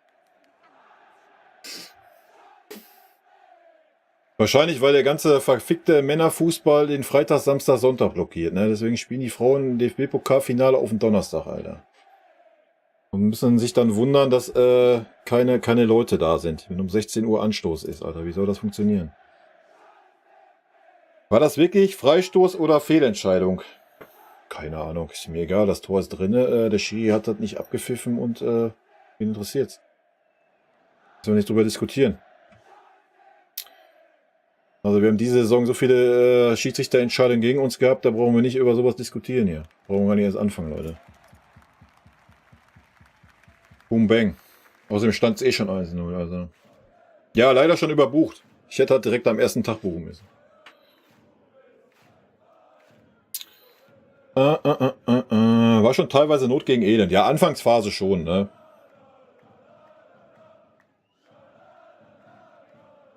So, Halbzeit, da kann ich mal 10 Minuten sitzen. Müssen ja hier das Stadion nachspielen. Ich habe jetzt leider keine Steinstufen hier, aber... Ist doch Feiertag, der 9. Echt? Ich google mal. Da habe ich vielleicht sogar den 10. frei. Dann könnte man das echt vielleicht überlegen.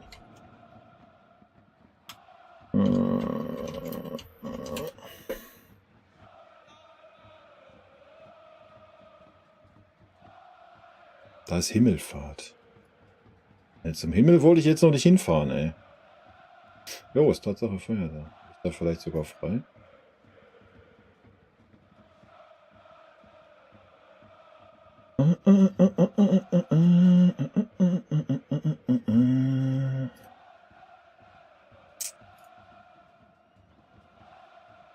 Tuchel hat wirklich nicht viele Spieler besser gemacht.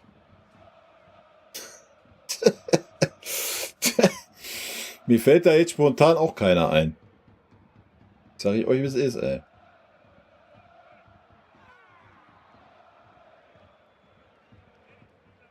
Aber ob das alles, ja, wir brauchen nicht darüber reden, dass das nicht alles nur Totschuld ist, aber.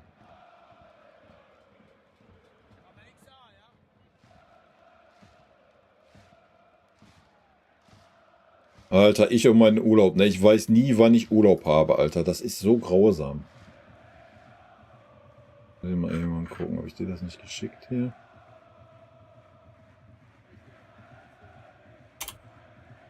Piep, piep, piep, piep, piep, piep, piep, piep. So, was sagt der Lothar? Komm, wir gehen mal rein.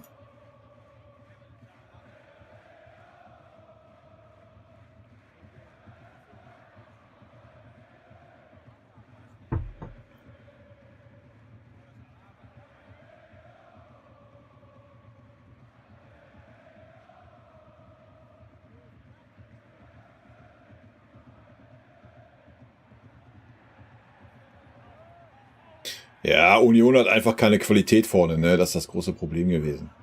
Also Halbchancen und sowas hatten die genug, aber einfach keine Qualität, das auszuspielen. Jetzt so das Wilde.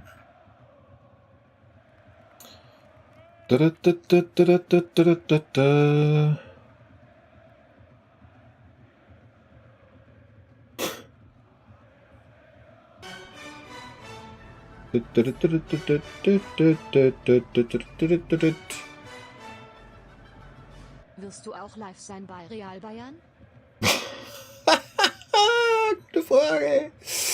Simon, erstmal vielen lieben Dank für dein erneutes Abo, ne? Im 3. Monat. Keine Ahnung. Das ist jetzt einfach mal ein Test. Hier geht es ja um nichts. Gegen Real wäre ja schon wild.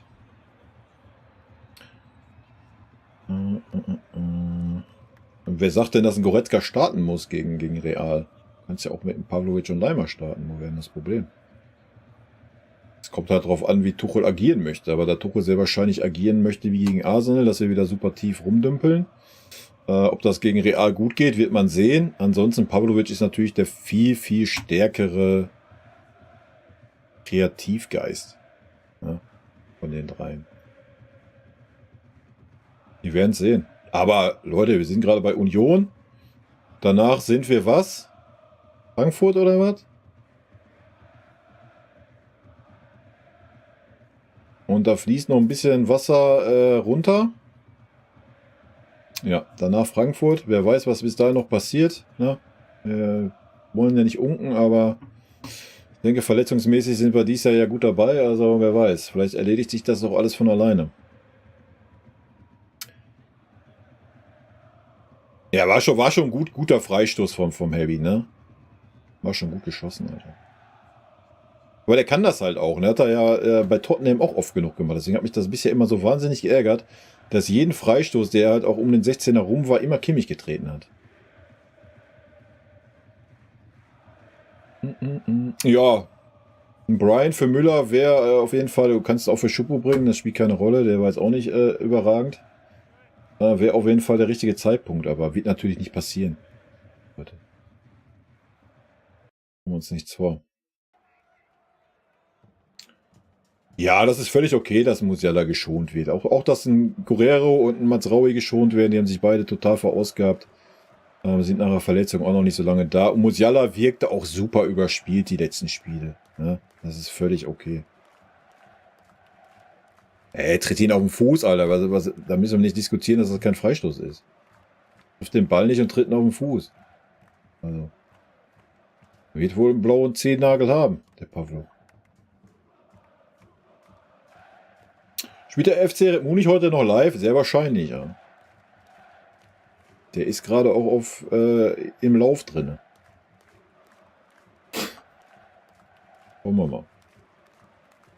Nee, du kannst die Aufstellung noch nicht sagen, GB, weil du noch nicht weißt, wer sich noch verletzen will. Ja, Pavlo ist der Beste mit Spielaufbau, gar keine Frage. Ne? Kommt darauf an, wie man agieren möchte. Ne? Wenn du irgendwie wieder einen Spieler besonders bewachen willst, wie ein Bellingham oder so, dann macht es natürlich schon Sinn, den Leimer drauf zu hetzen. Auf den alten Fresser. Ja. Ich meine, wenn Leo einen guten Tag hat, ist er wahrscheinlich der etwas defensivstärkere wie ein Pavlo wahrscheinlich. So, kommt darauf an, auf was man geht, ne? Dass Müller nach Leverkusen wechselt. Aha. Wow. Das ist ja ein Take. Was will denn Leverkusen mit Müller? Meinst du den Thomas Müller vom FC Bayern München oder was? Was wollen die denn damit? Soll er dann Leverkusen das Spiel verlangsamen oder was? Der passt ja fußballerisch so gut nach Leverkusen. Keine Ahnung. Wie ich zum Thai-Boxen, Alter.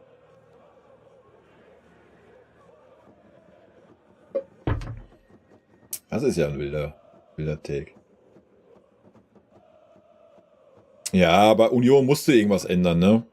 Das war das Ding, aber ich glaube auch mit dem Trainer haben sich nicht wirklich einen Gefallen getan, ey.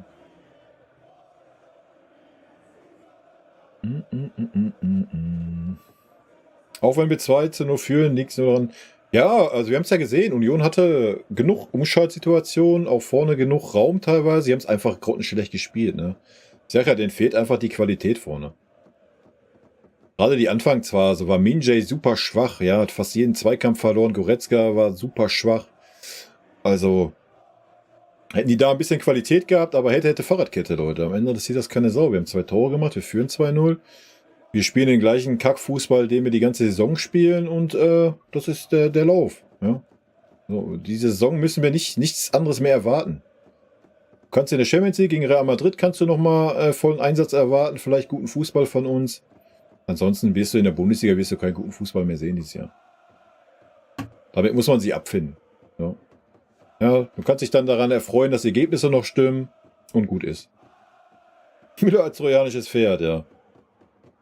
Also ich würde Müller gar nicht bei Leverkusen fühlen. Das ist schon wild. Der ein Zeugwart macht, da kann er die Kaugummis hinlegen, oder was? Im Tausch mit Wirtz, jo.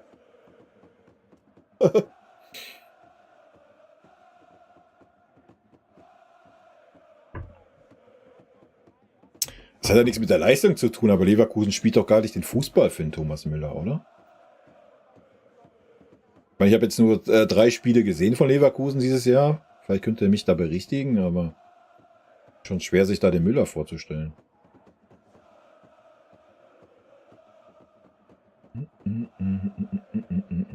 Ja, Fonsi ist halt Fonsi.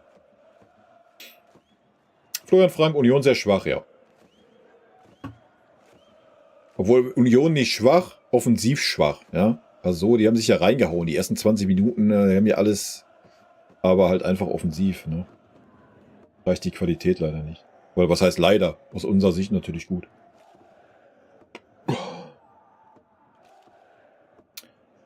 Ja, Rayo, jetzt mal ernsthaft, der Tuchel ist das doch scheißegal. Sind wir doch jetzt mal ehrlich. Wäre uns doch nicht anders, oder? Also, wenn du jetzt die Kündigung kriegst und hast noch ein halbes Jahr in deiner Firma und ja, reißt dir dann noch den Arsch auf, es sei denn, es ist irgendwie ein geiles Projekt, womit du dich noch ein bisschen ins Rampenlicht stellen kannst für einen neuen Arbeitgeber, wo du zeigen kannst, wie geil du doch bist. Ja, dann reißt du dir da vielleicht auch ein bisschen mehr den Arsch auf und den Rest machst du so im Tagesablauf. So, weißt du, so. Also das ist völlig normal. Das ist hausgemacht beim FC Bayern. Da muss man sich nicht wundern, also. Da würde ich den Tuchel auch gar keinen Vorwurf machen.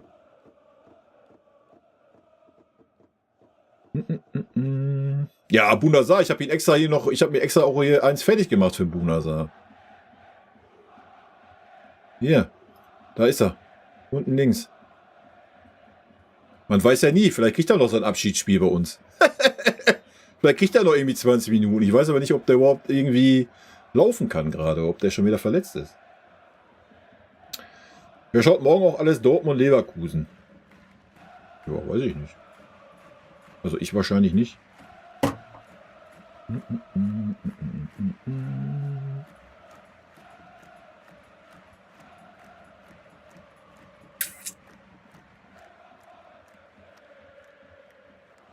Müller hat den Ball voll im 1-0 durchgelassen. Ja, aber war es geplant, Franz? Oder war es Bild, ne? Ja, Bundesliga ist auch egal jetzt. Habe ich ja auch gesagt, ne, in meinem Taktikfuchs. Also völlig fein. Wie gesagt, du musst durch, dass wir schlechten Fußball sehen in der Bundesliga. Solange wir die Ergebnisse mitnehmen, ist doch alles fein und volle Konzentration auf die beiden Halbfinalspiele und gut ist. Fertig.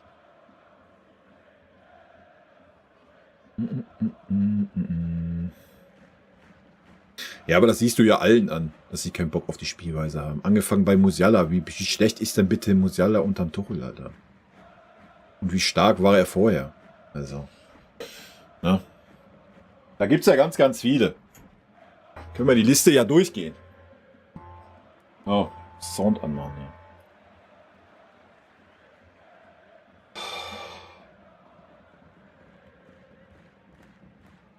Der labert ein Scheiß schon wieder, ey. Eine kleine Bewerbung von Leon Goretzka für Julian Nagelsmann. Diese Leistung. Der will mich doch verarschen, oder?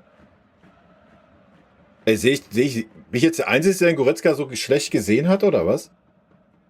Ja, das Tor hat er gut gemacht. Danach war er ein bisschen stabiler. Lag aber auch natürlich daran, dass Union ein bisschen weniger gemacht hat. Aber vorher war das doch grottenschlecht, Alter. Ey. Das ist ein Fußballkommentator, wa? Der sollte ja wenigstens ein bisschen, aber ich bin schon ruhig. Leute.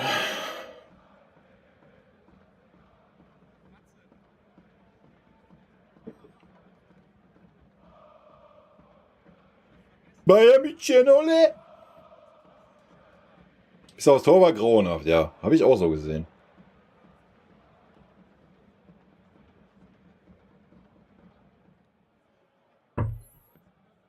Hat er gewechselt? Nö.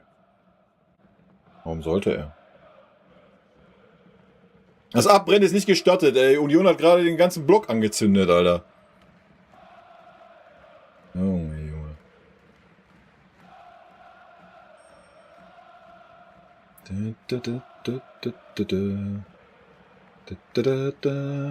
Goretzkas Daten zeigen was anderes. Heute, oder was? Ja, wild. Dann zeig mir mal die Daten.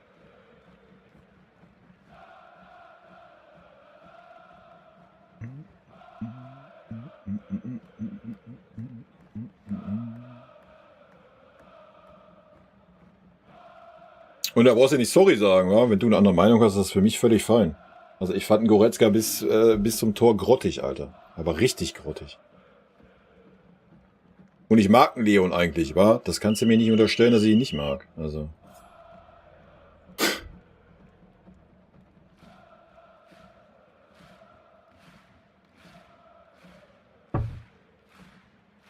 Move Christian Fuß, Kommentator.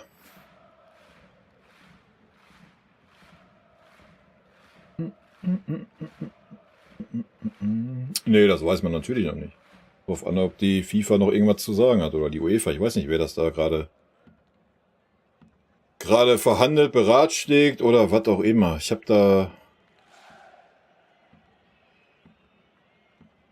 da nichts Offizielles gehört bisher. Auch nur, was irgendwelche Zeitungen schreiben halt. Guck, wie stark davon sie ist, wenn er dazu gezwungen wird zu marschieren, Alter. Wow. Wer war das jetzt? Was, der Müller wieder? Alter.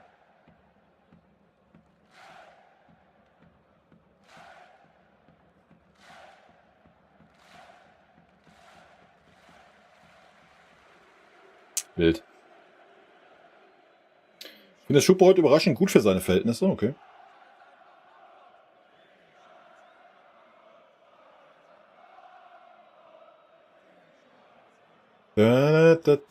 Ich weiß auch gar nicht, was mein Timer jetzt gleich macht. Der wird wahrscheinlich auf eine Stunde umspringen. Habe ich auch nicht bedacht.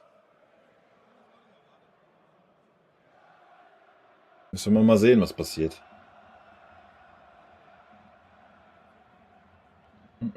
Kommentatoren sollen ihre persönliche Präsenz nicht äußern. Warum das denn nicht? Wegen mir können die das machen, tue ich ja auch. Also zumindest auf die Spieler bezogen. Man sollte natürlich jetzt nicht hier, wie Marcel Reif, wenn Lautern gegen Bayern spielt, das Lauterner Herz sprechen lassen. Aber ansonsten ich da jetzt nichts gegen.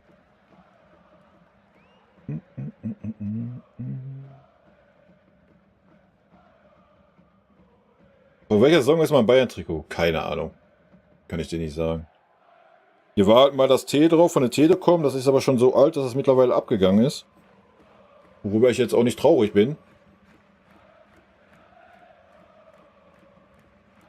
Ja, mir tut das ja auch leid für Müller. Ne?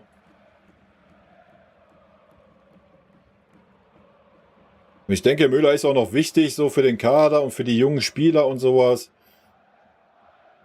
Ja, aber muss man ihn da 20 Minuten zahlen? Also Müller ist gerade das ähnliche Thema wie ein Reus in Dortmund, so, wa? Aber mein Gott, der ist halt auch schon 34. Was erwarten wir? Also, der Fußball wird ja nicht langsamer in der Zeit. Also da ist er irgendwann als Feldspieler halt einfach auch der Sack zu, wa?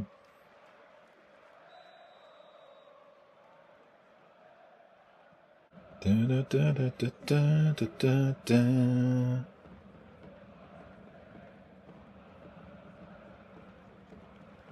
Der Airbag, Alter. Der ist immer so unaufgeregt, ey. Bild.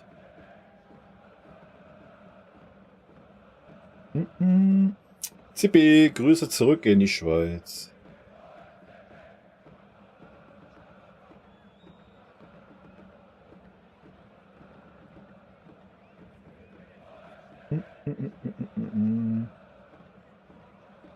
Ja, mein Gott.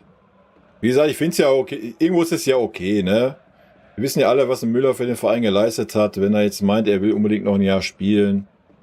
Völlig fein. Aber es wäre halt aus meiner Sicht der Move gut gewesen. Ja, zünd doch jetzt mal von sie, Alter. Hau doch einfach mal drauf, das Ding. Ja, und dann forderst du den Ball wieder, oder was? Du bist so eine Birne, Alter. Er ist am 16er, anstatt drauf zu schießen, legt er den Ball nach rechts außen, um dann wieder so zu machen. Gib mir den Ball, gib mir den Ball. Alter, was eine Birne, ey. Dann schieß doch gleich direkt drauf. Du hast doch freie Bahn gehabt. Junge. Wieder Müller, ganz stark. Alter, wenn er den Müller jetzt nicht gleich auswechselt, ne, dann ist... Meine Güte, das kannst du ja nicht angucken. Ja. Ja, ist ja gut, dass Union so schwach da vorne ist. Nee, was ich sagen wollte, das beruht ja immer auf Gegenseitigkeit, wa? So, der Verein muss ja immer super dankbar sein für die Spieler und was sie für den Verein geleistet haben und so weiter. Warum kann dann so ein verdienter Spieler wie Müller nicht mal dankbar sein und sagen, wisst ihr was? Ich mache hier noch ein Jahr, gebt mir ein Viertel meines Gehaltes, ist ja gut, ich habe in meiner Karriere schon 200 Millionen bei euch verdient.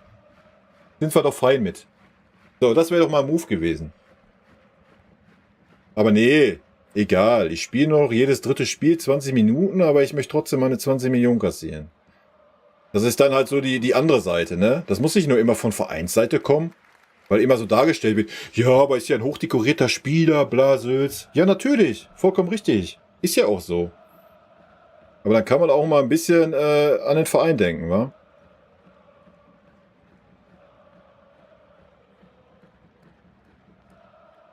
Ja, war ein guter Ball von Leon. Ich achte jetzt mal ein bisschen mehr auf den Leon, ne? Vielleicht habe ich ihn wirklich zu schlecht gesehen. Boah, da, guck mal, kaum gemosert über Müller, Alter. Da macht der Müller Sachen. Lol, ne? Guck mal. So, über wen meckern wir jetzt? Über den Tell, der hat noch nicht getroffen, oder? Also der Mattis, ne, da muss man mal ganz klar sagen, Alter, die Leistung heute ist aber auch absolute Grotte.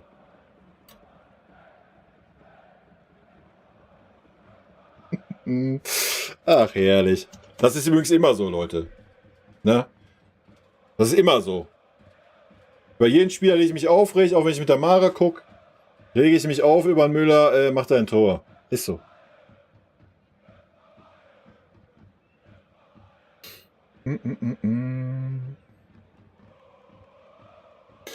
Ja gut, ich habe die Hälfte geschafft, 3 Tore. Vielleicht sehen wir noch 3, Leute.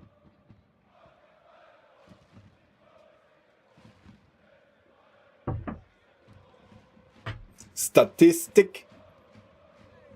Und jetzt auch Weltklasse der Müller, oder? Direkt für Nationalmannschaft, denke ich, Stammplatz.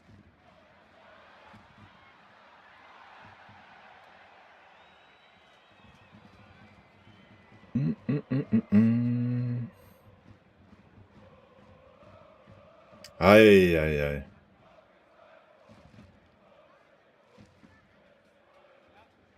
Schuppo die Vorlage, ja. Schuppo läuft.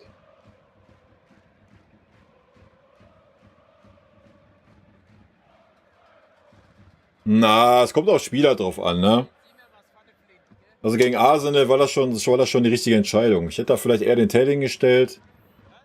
Aber ich glaube, Müller hätte da einfach zu wenig Speed gehabt. Und guck dir an, wie viel Ballverluste der Müller halt einfach hat. Ja, das wäre Katastrophe gegen Arsenal gewesen. Leider.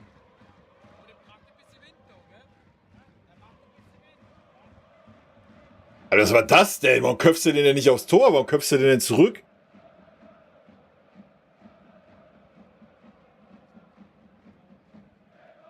Abseits.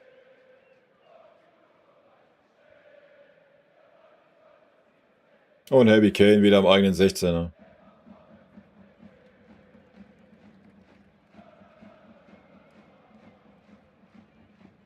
Drei Überrelegation. Also morgen ist das nicht mehr 3 Überrelegation.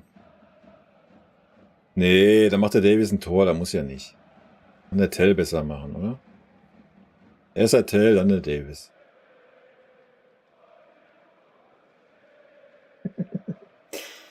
Kann halt nicht jeder im Flug noch die Richtung ändern. Nicht? Ist ja frech.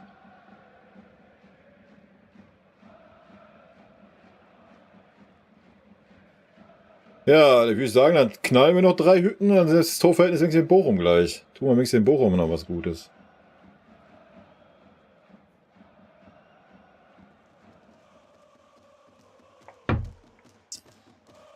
Schön. Spiel raus. Komm, Müller, zieh. Aber irgendwie hat man heute das Gefühl, so richtig in die Zweikämpfe haben wir nicht Bock, ne? Schon wild teilweise. Komm, jetzt kommt. Ah, nee. Harry Kane ist nicht im Strafraum. Macht die Flanke wenig Sinn, Josh. Hast du recht. Gehe ich mit. Das ist doch abseits.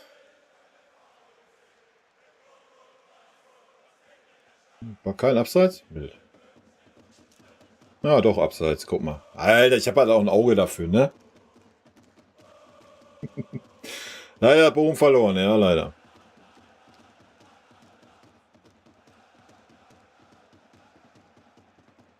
Wir haben viele wichtige Spiele in der letzten Zeit verloren, ne? Es wird echt wild.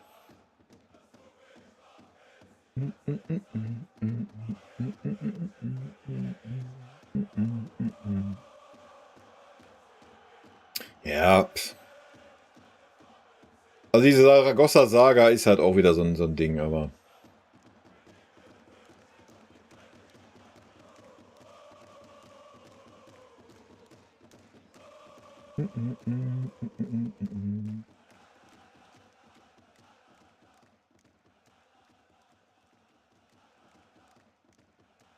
Aber da hast du das gesehen, wie schwach Union da vorne ist, ne? Schon echt wild. Und ich habe ja die ersten Champions League-Spiele gesehen von Union, die ersten 4. Das war so ein starker Fußball, den die gespielt haben. Alter. Und das ist derselbe Kader, ne? Das ist schon echt wild.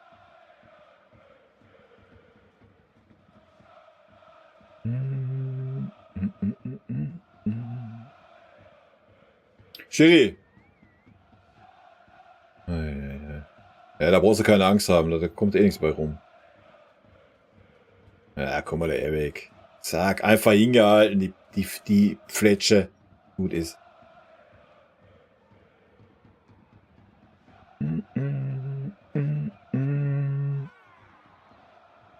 Richtig in Form gefunden hat. Eieiei.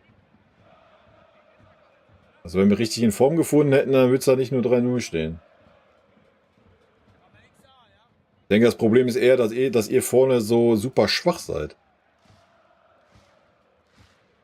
Also da waren ja genug Dinger da in der ersten Halbzeit, aber... Also wir waren super schlecht die ersten 20 Minuten, das kann man ganz klar sagen. Hätten wir da irgendwie 1-2 gekriegt, dann hätte ich glaube nicht, dass wir uns dagegen nochmal aufgebäumt hätten, so.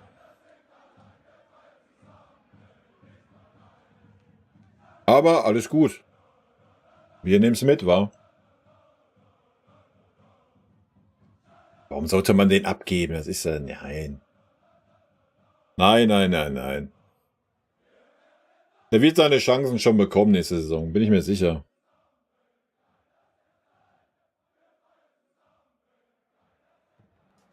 Da ist er, Opa! Wer hat er noch gebrannt? Nur den Opa oder was? Ich habe mich doch jetzt nicht mitgekriegt, Alter. Ist ja schon wieder frech.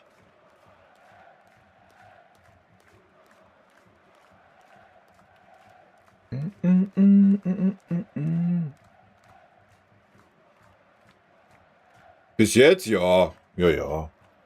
Aber das war ja schon nach dem ersten Tor, war ja bei uns aufsteigende Form, ne? Okay, Opa für Minje. Das war's, oder was?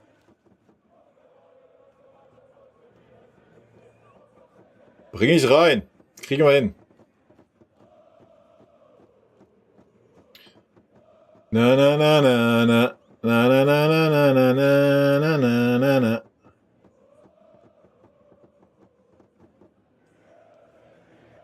Ist okay. Wie gesagt, ich finde es gut, dass die beiden spielen lässt. Dass die vielleicht mal ein bisschen Spielpraxis. Oh, Schupper, komm, spiel ab das Ding jetzt. Dass sie ein bisschen Spielpraxis kriegen, ist genau richtig. Und wie gesagt, das tut beiden halt jeweils gut, wenn die einen Innenverteidiger an ihrer Seite haben, der sie halt ein bisschen an die Hand nimmt, ne? Und da ist der Airbag natürlich der Mann schlechthin, Alter. Na, der super starke Goretzka hat jetzt aber wieder einen Fehlpass über 3 Meter gespielt. Was ist denn da passiert? Aber vielleicht habe auch nur ich das wieder so gesehen. Vielleicht kam der in Wirklichkeit an. Vielleicht sehe ich ein anderes Spiel manchmal. Ah.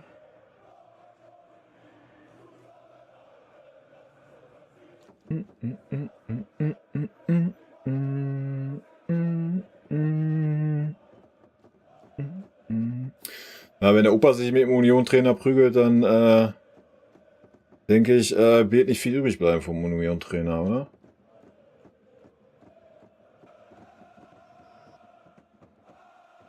Grandios! Ich sag doch, es wird 0-6, Alter.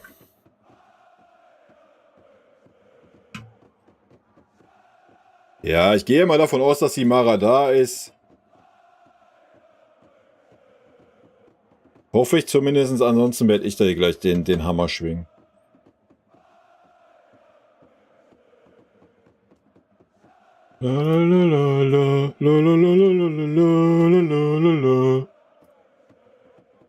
Ja, hat der Leon wieder gut gemacht, ne?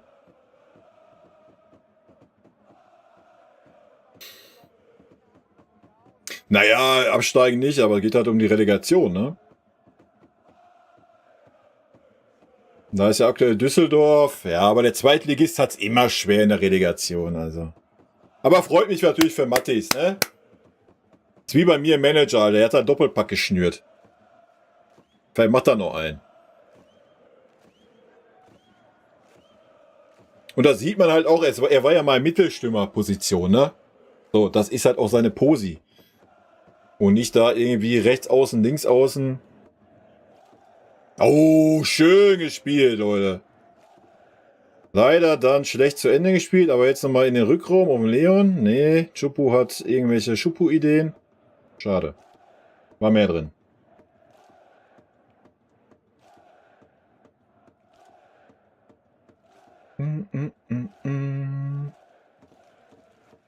Schupu kann auch einen machen, oder? Hat er sich heute verdient. Komm, wir müssen ihm auch mal gönnen können. Schupu macht sich so schlecht heute.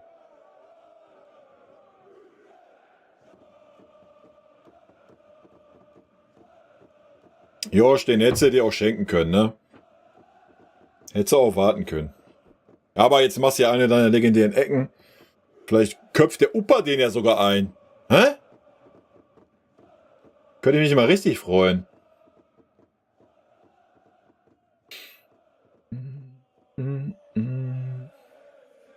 Naja, am Ende müssen die Bochumer sich selber helfen, ne? Aber Pavlo hat doch geflankt.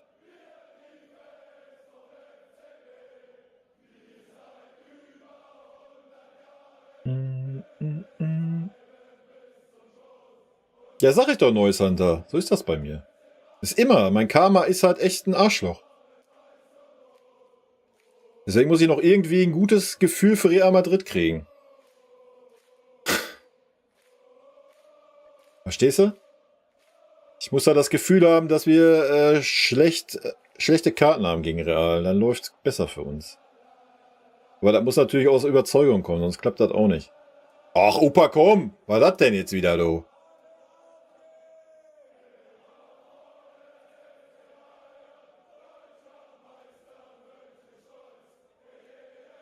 Ja, Tuchel gets the Champions League. Yes. 4-0 gegen Union, da haust du Real locker 6-0 weg, denke ich. Das ist der Maßstab.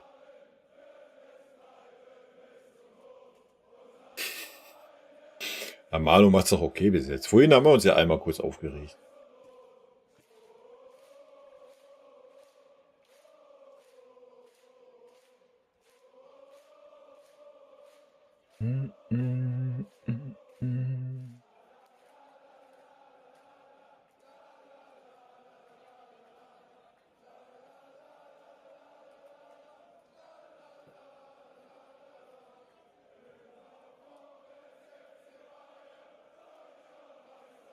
Also nächstes Mal muss ich echt ohne Kommentator den Sound machen.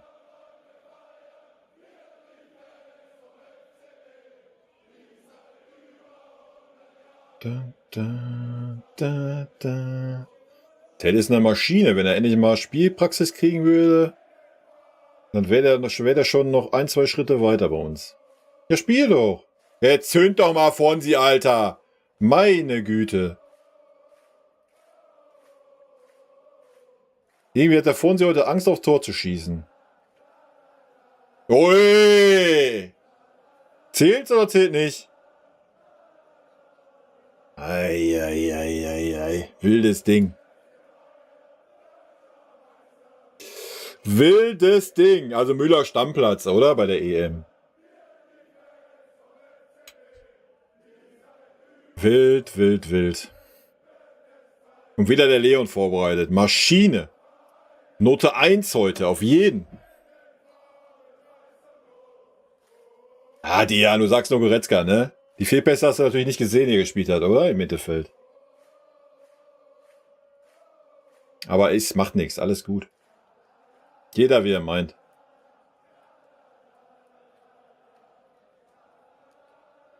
Naja, als Stürmer kannst du das ja auch machen, ne? Guckt euch einen Levi an. Also wie oft hast du einen Levi 90 Minuten nicht gesehen oder 2 Tore gemacht, also. Wenn der Müller nicht diese Ballverluste hätte, manchmal, die zu irgendwelchen wilden Kontern führen, aber Union kann das ja nicht nutzen. Guck dir an, Union ist ja super ungefährlich vorne. Ja, 1 noch, dann ist Torverhältnis mit Bochum gleich, wa?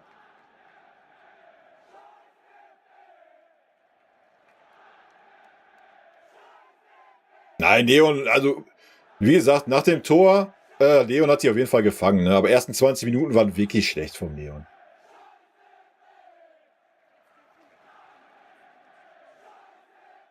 Aber das war die ganze Mannschaft, ne? Wir waren ja mannschaftlich schlecht, die ersten 20 Minuten. Muss man schon sagen. Umso länger das Spiel geht, auch ein Davis hat sich ein bisschen gefangen, Schuppo wird stärker. Müller war nicht zu sehen, aber hat 2 Hütten gemacht. Das kannst du also auch nichts kritisieren. Also. Und nochmal dafür, dass es für uns um die goldene Ananas geht, Leute. Ist das immer Meckern auf hohem Niveau, das sie betreiben, ne? Oder was ich betreibe. Ist natürlich wieder super schwer dann bei der Benotung, aber so ist das.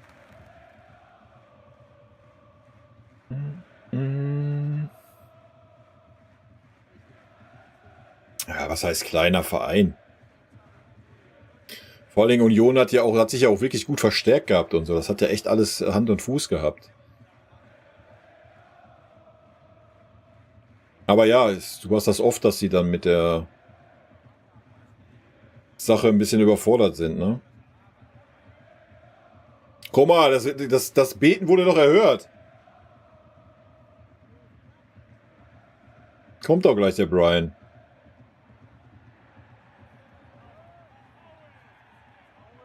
Was mir heute positiv auffällt bei Müller ist, dass er heute nicht diesen Affen macht.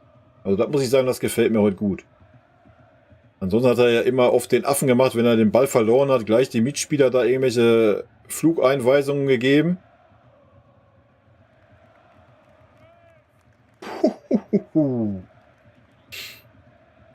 Jetzt geht er raus, ne?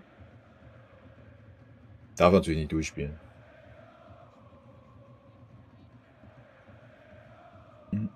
Naja, aber dafür, dass wir so ein Gegurke sehen, filmen wir 5-0, ne? Das ist halt so der Widerspruch, ne? Zweite Halbzeit ist es ja auch kein Gegurke, oder? Zweite Halbzeit ist doch echt okay.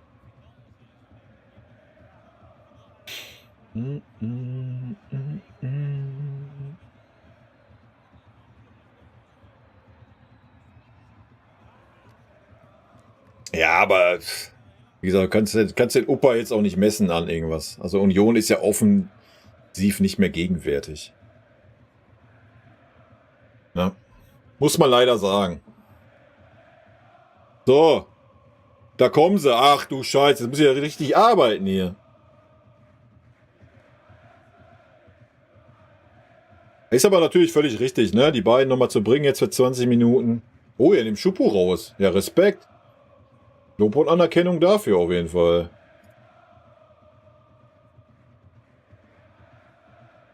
Aha, Leon geht raus. Haben sich auch verdient, ne?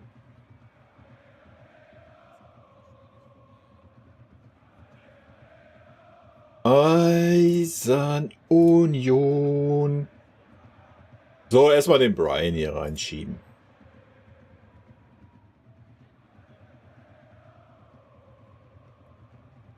Wo war ich denn hier? So, ansonsten Abwehr ist König Josh raus. War solide heute. Nicht mehr. Sagen wir, wie es ist.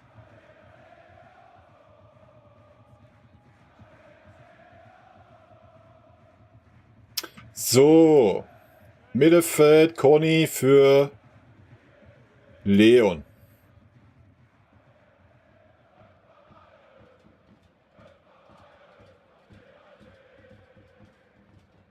Ja, sieht man jetzt nicht so. Ich mache mal so ein bisschen. Ist ja Wurst. Ihr wisst ja, was Phase ist, oder? Was?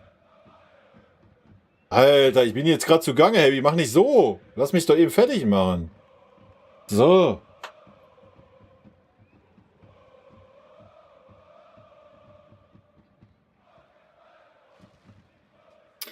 Der Kane ist einfach auch eine Maschine, ne? Das ist wirklich anders krank, ey. Der immer gleich den Abschluss sucht.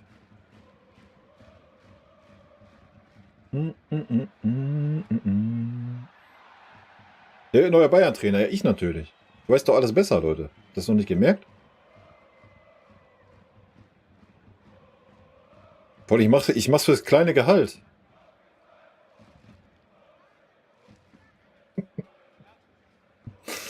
So, jetzt sehen wir 20 Minuten den Brian, oder was? Ja, da bin ich ja mal gespannt.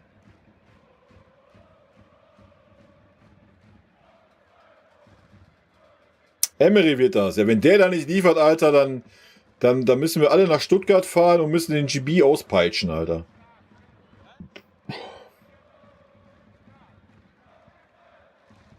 Aber dann kann der GB wenigstens den Anbu-Part übernehmen in der kommenden Saison.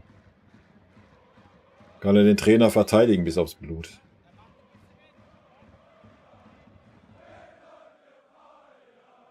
Oh, Heavy jetzt doch geschossen, Alter. Schön, schön. War gut.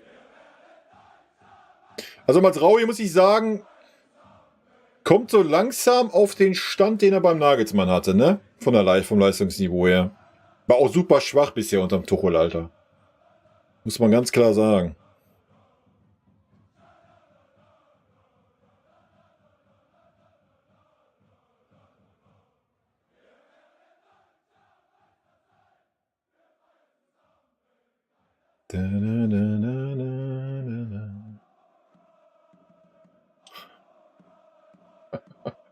Du filetierst nächste Saison den Trainer am Move. Das habe ich mir schon gedacht, du.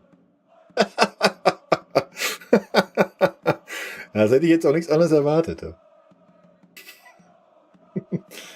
Mazraoui war super stark gegen Arsenal. Aber da waren alle super stark. Ne? Da waren alle stark. Ich würde Sine den echt fühlen, ne? Ich sag's euch, wie es ist, auch wenn viele den irgendwie super schlecht reden. Er müsste aber halt die Sprache lernen wollen. Weil wir suchen ja keinen Trainer für ein Jahr, sondern wir suchen ja einen Trainer, der was aufbaut und entwickelt. Und dann sollte man wenigstens gutes Englisch sprechen. So, es muss ja kein Deutsch sein, das ist mir völlig Wurst, Alter. Wegen mir muss kein Trainer mehr bei uns die deutsche Sprache unbedingt gut sprechen können. Es wäre natürlich schön, wenn die das vorleben, ne? So ein bisschen Eng Dyer macht auch, so jeden Morgen erstmal Deutschunterricht, bevor er ins Training geht. Fühle ich schon. Aber ein gutes Englisch sollte man sprechen. Bei so einem internationalen Kader, den wir einfach haben. Ne? Und nein, ich fühle das nicht zu sagen, ja, dann bring den Ribéry mit, der setzt sich dahin und macht den Übersetzer. Nein. Ein Cheftrainer muss mit jedem Spieler sprechen können, Alter. Und nicht durch irgendeinen Dolmetscher oder sonst so einen Scheiß. Das ist ja für eine gewisse Zeit okay, wenn man einen Spieler verpflichtet, der die Sprache noch nicht spricht, oder einen Trainer auch. Ja, kannst du das natürlich machen, so ein bisschen. Aber du kannst nicht wie gesagt, wir suchen einen Trainer, der was aufbaut. Ja, der ein paar Jährchen da ist und nicht ein Trainer, der ein Jahr da ist. Dann könntest du das ja noch verargumentieren irgendwie, aber nein. So, ich bin absoluter Zidane-Fan. Für mich war das ein Spieler, Alter, den habe ich geliebt, ey. Und für seinen Kopfstoß habe ich ihn noch mehr geliebt. So ein Ding war das. Ah, guck's dir an, Alter. Da kriegen wir schon einen kleinen Kick von Franck, oder? Kleinen Kick kriegen wir.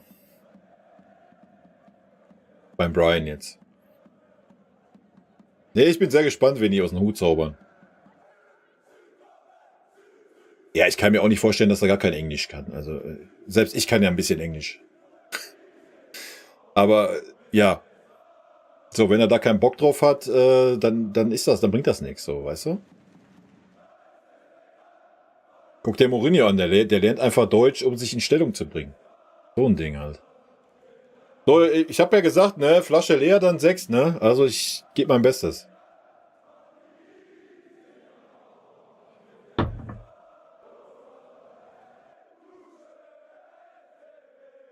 Oh, labert der eine Scheiße, Alter. Labert der eine Scheiße, der Fuß, ey. Leck meine Füße, ey. Es geht darum, mental bereit zu sein. Der FC Bayern war bereit, schieß doch. War bereit von der ersten Minute. Nein, waren wir halt nicht, Alter. Wir haben halt 20 Minuten gebraucht. Union war von der ersten Minute an bereit, ja. Und nach dem Tor war es dann geschehen um Union. Junge, Alter. Das ist ein Fußballexperte, oder was? Wir waren bereit von der ersten Minute. Was ein dummes Zeug. Sorry. Junge.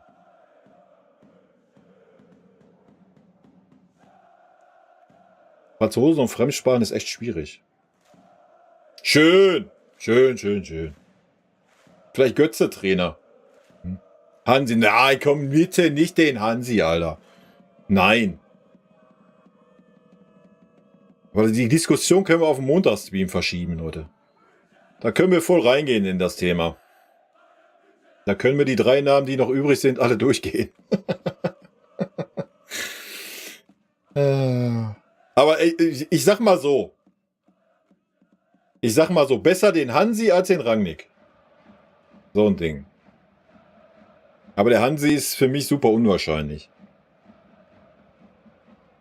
Aufgrund seines Abgangs, wie er abgegangen ist bei uns. Da Uli immer noch das Sagen hat, auch wenn er ja jetzt wieder seine Fresse aufgemacht hat und wieder dummes Zeug gelabert hat. Um sich da wieder aus die Schusslinie zu nehmen, aber naja, können wir am Montag, wie gesagt, drüber schnacken im Stream. Also wer neu da ist, Montag 18:30 Uhr, ne, bin ich live hier auf YouTube und Twitch. Und dann quatschen wir so über FC Bayern Zeus. Dann können wir solche Themen gerne durchgehen. Ich gerade sagen, aber willst du das jetzt kritisieren, dass er Saragossa da was zeigen will, Alter? Der wird halt seit Wochen ignoriert.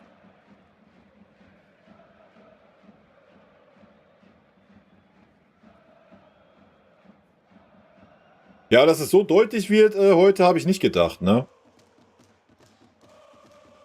Das ist schon echt wild. Vor allem der Fuß gerade mit seinem Take, wenn du allein gesehen hast, wie der Neuer zweimal am Ball vorbeigesprungen ist in den ersten 20 Minuten und dass ein Goretzka und Davis nicht einen Zweikampf gewonnen haben und Minjay 3 katastrophale Zweikämpfe geführt hat, da erzählt er echt, wir sind von der ersten Minute an 100% da, Alter. Also wirklich. Man muss da wenigstens ein bisschen, also krank. Weiß ich nicht, wie man sowas äußern kann.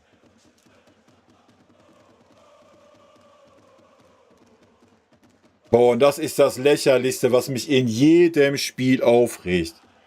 Ja, was denkst du denn, wer war denn der schnellste Spieler auf dem Feld? Was denkst du denn, wie schnell war er? 34,9, 35,2?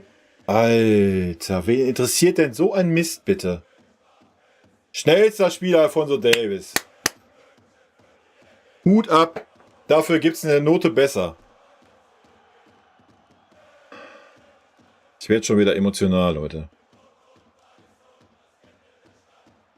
Ich bin in Pavlovic verliebt. Das ist, was ich... Leute, das habe ich in der Vorbereitung schon gesagt. In der Vorbereitung. Schieß, Conny! Ja. Hä?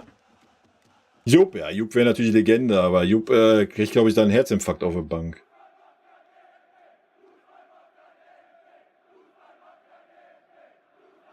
So, Leute, ich habe alles gegeben. Flasche ist leer. 10 Minuten haben wir noch fürs Sechste.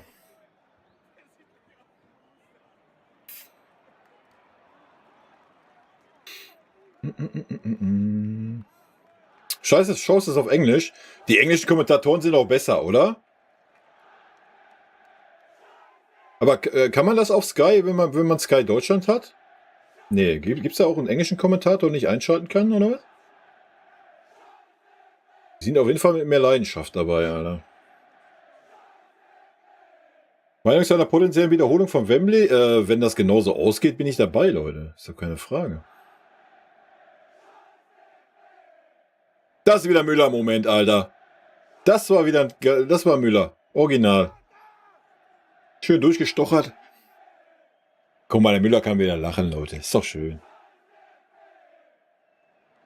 Ist doch schön.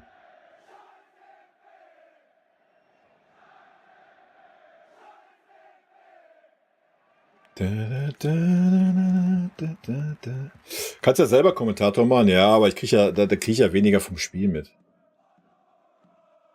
Ich mach das auch, wenn es ein Spiel ist, was so gegen Real, da bin ich schon heiß dabei, aber.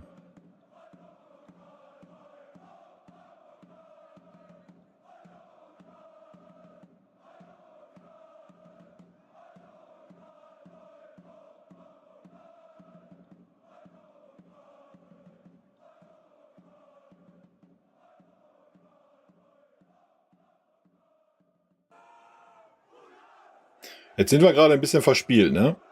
Aber bei 5-0, wem willst du das übel nehmen?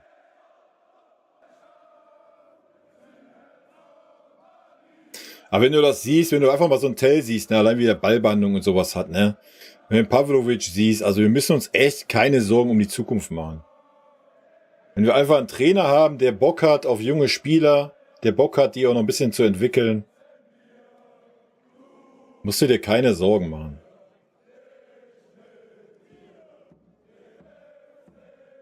Ja, den habe ich jetzt nicht auf dem Schirm hier, ne? Zvonarek ist auch gar nicht schlecht. Ist auch kein schlechter. Aber den habe ich natürlich nicht eingepflegt. Schande auf mich, Leute.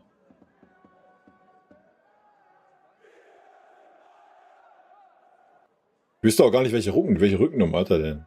34, okay.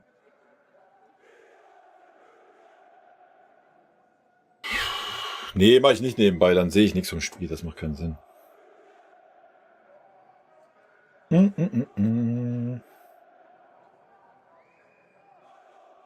Ja, gerade hat er sich umsonst aufgeregt, ne? Müssen wir ja auch mal sagen. Also da kriegst du natürlich keinen Freistoß für den Bundesliga, Alter. Guck mal, der Opa, macht da den Müller. Ich mag den Opa einfach, Alter. Europapokal. Du siehst immer auf ESPN, ja, ich habe halt Sky, Alter, ne? Also das Ding.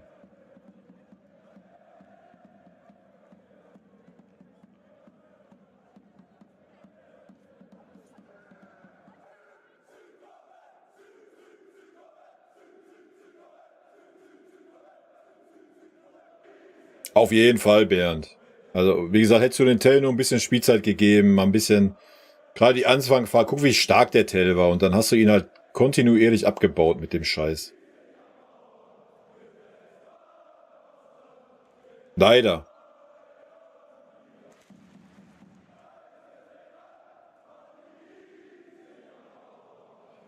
Aber ich freue mich auf die neue Saison.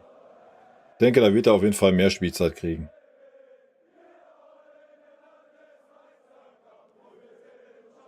Stark. Aber hey, wir sehen sogar Kombinationsfußball gerade, Leute. Was ist denn los? Oh, ich muss mal die Earlers verschieben bei der Szene, wa? Kann ich ja mal machen. Collio, Glück auf. Schieb das mal so rüber, ey. Marco Rose ist gut, aber in der UEFA Champions League zu schwach. Aha, warum das denn? Warum soll er in der Champions League zu schwach sein? Was ist, also, ist ja auch wieder ein wilder Take.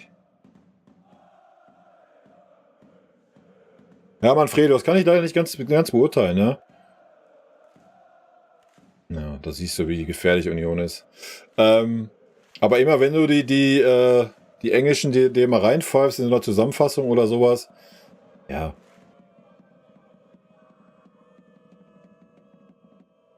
Vielleicht soll ich mir echt mal 1, 2 Spiele mal komplett auf Englisch geben, dann kann ich das vielleicht mal ein bisschen beurteilen.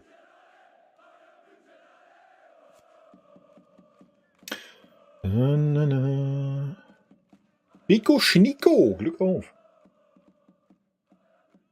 Ja, wir müssen nicht darüber reden, dass der Take dumm ist. Also, was ist das für ein Take? Der Trainer ist zu schlecht in der Champions League. Also.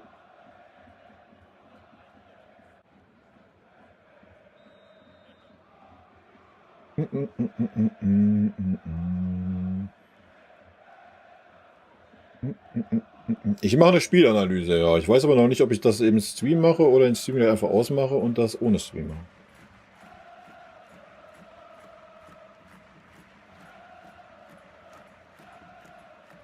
Ja, ich glaube, selbst da ist noch ein Kopfunterschied zwischen Josh und, ne?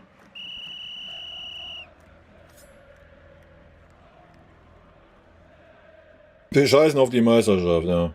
Anders kannst du das auch nicht sehen heute. Ja, ich denke auch ohne Stream. Weil ich will ja eigentlich noch ein bisschen Manager-Stream. Männer, was ist denn jetzt mit dem 6.? Ich habe extra die Pulle leer gezogen. Ich habe nichts gegen Roy, ne? Ich bin Roy-Fan. Ich denke, bei der World Squad hat er gezeigt, dass er mit jungen Spielern kann. Also, alles ist gut. Mit einem neuen Vertrag mit Zügen. 25 Millionen Euro. Ich weiß gar nicht, was der hat. Hat der nicht sogar schon 22 oder sowas? Stark von sie wieder. Grandios. Mann, Mann, Mann. Wie groß war Lahm? Wieso war? Also meiner Meinung nach lebt er noch. Ja, Demi hat er abgesagt, ne? Demi war halt auch dumm, wie man ihn behandelt hat. Man hat ihn ja noch nicht mal zugetraut, die zweite Mannschaft allein zu führen. Musste ja in irgendeiner Doppelrolle machen und dann wundert man sich jetzt, dass ein Demi sagt so, ach nee, weiß ich, bleib hier lieber beim argentinischen Topverein. Ja. Muss man sich halt nicht wundern, ne?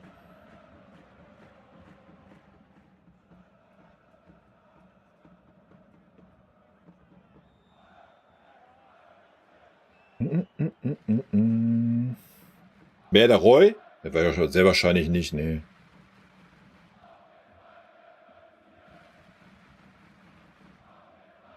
Ja, Michael, ich muss das echt mal antesten. Ich muss das echt mal gucken, ob ich das irgendwie...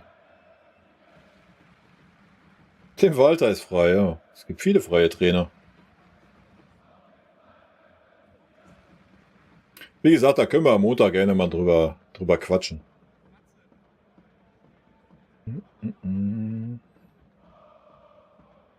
Willi war auch super sympathisch. Ja.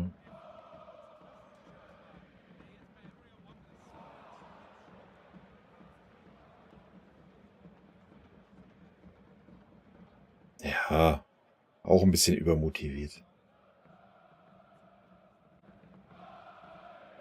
Naja, wir haben auf jeden Fall alles getan, um Bochum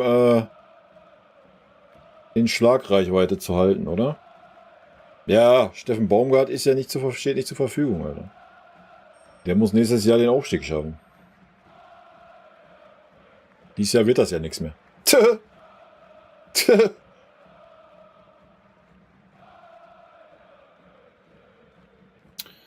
Ja, Philipp, wenn dem so ist, dann bedanke ich mich dafür. Da, da, da, da, da, da.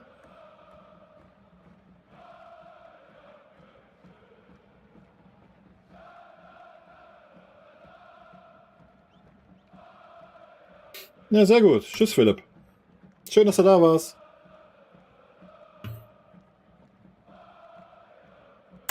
Da, da, da, da, da, da.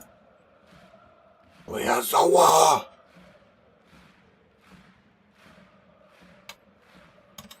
So, wer hat's denn gemacht?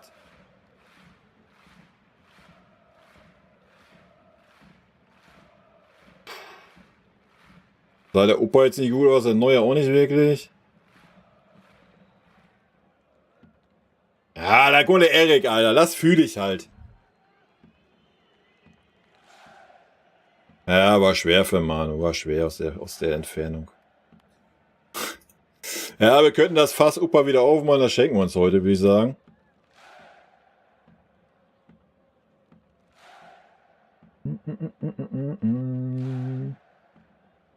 So, wie hieß er denn jetzt? Leute, sagt mir doch mal den Namen. Da ist er doch. Vertessen. So. Wollen wir hier nicht unterschlagen, oder?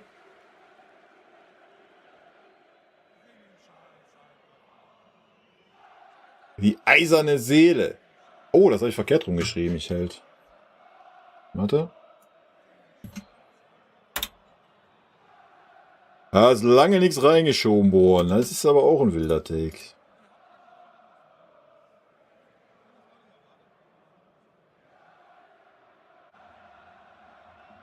So. Noch ein zweites, oder was? Na komm mal, hat der Opa jetzt gut geklärt.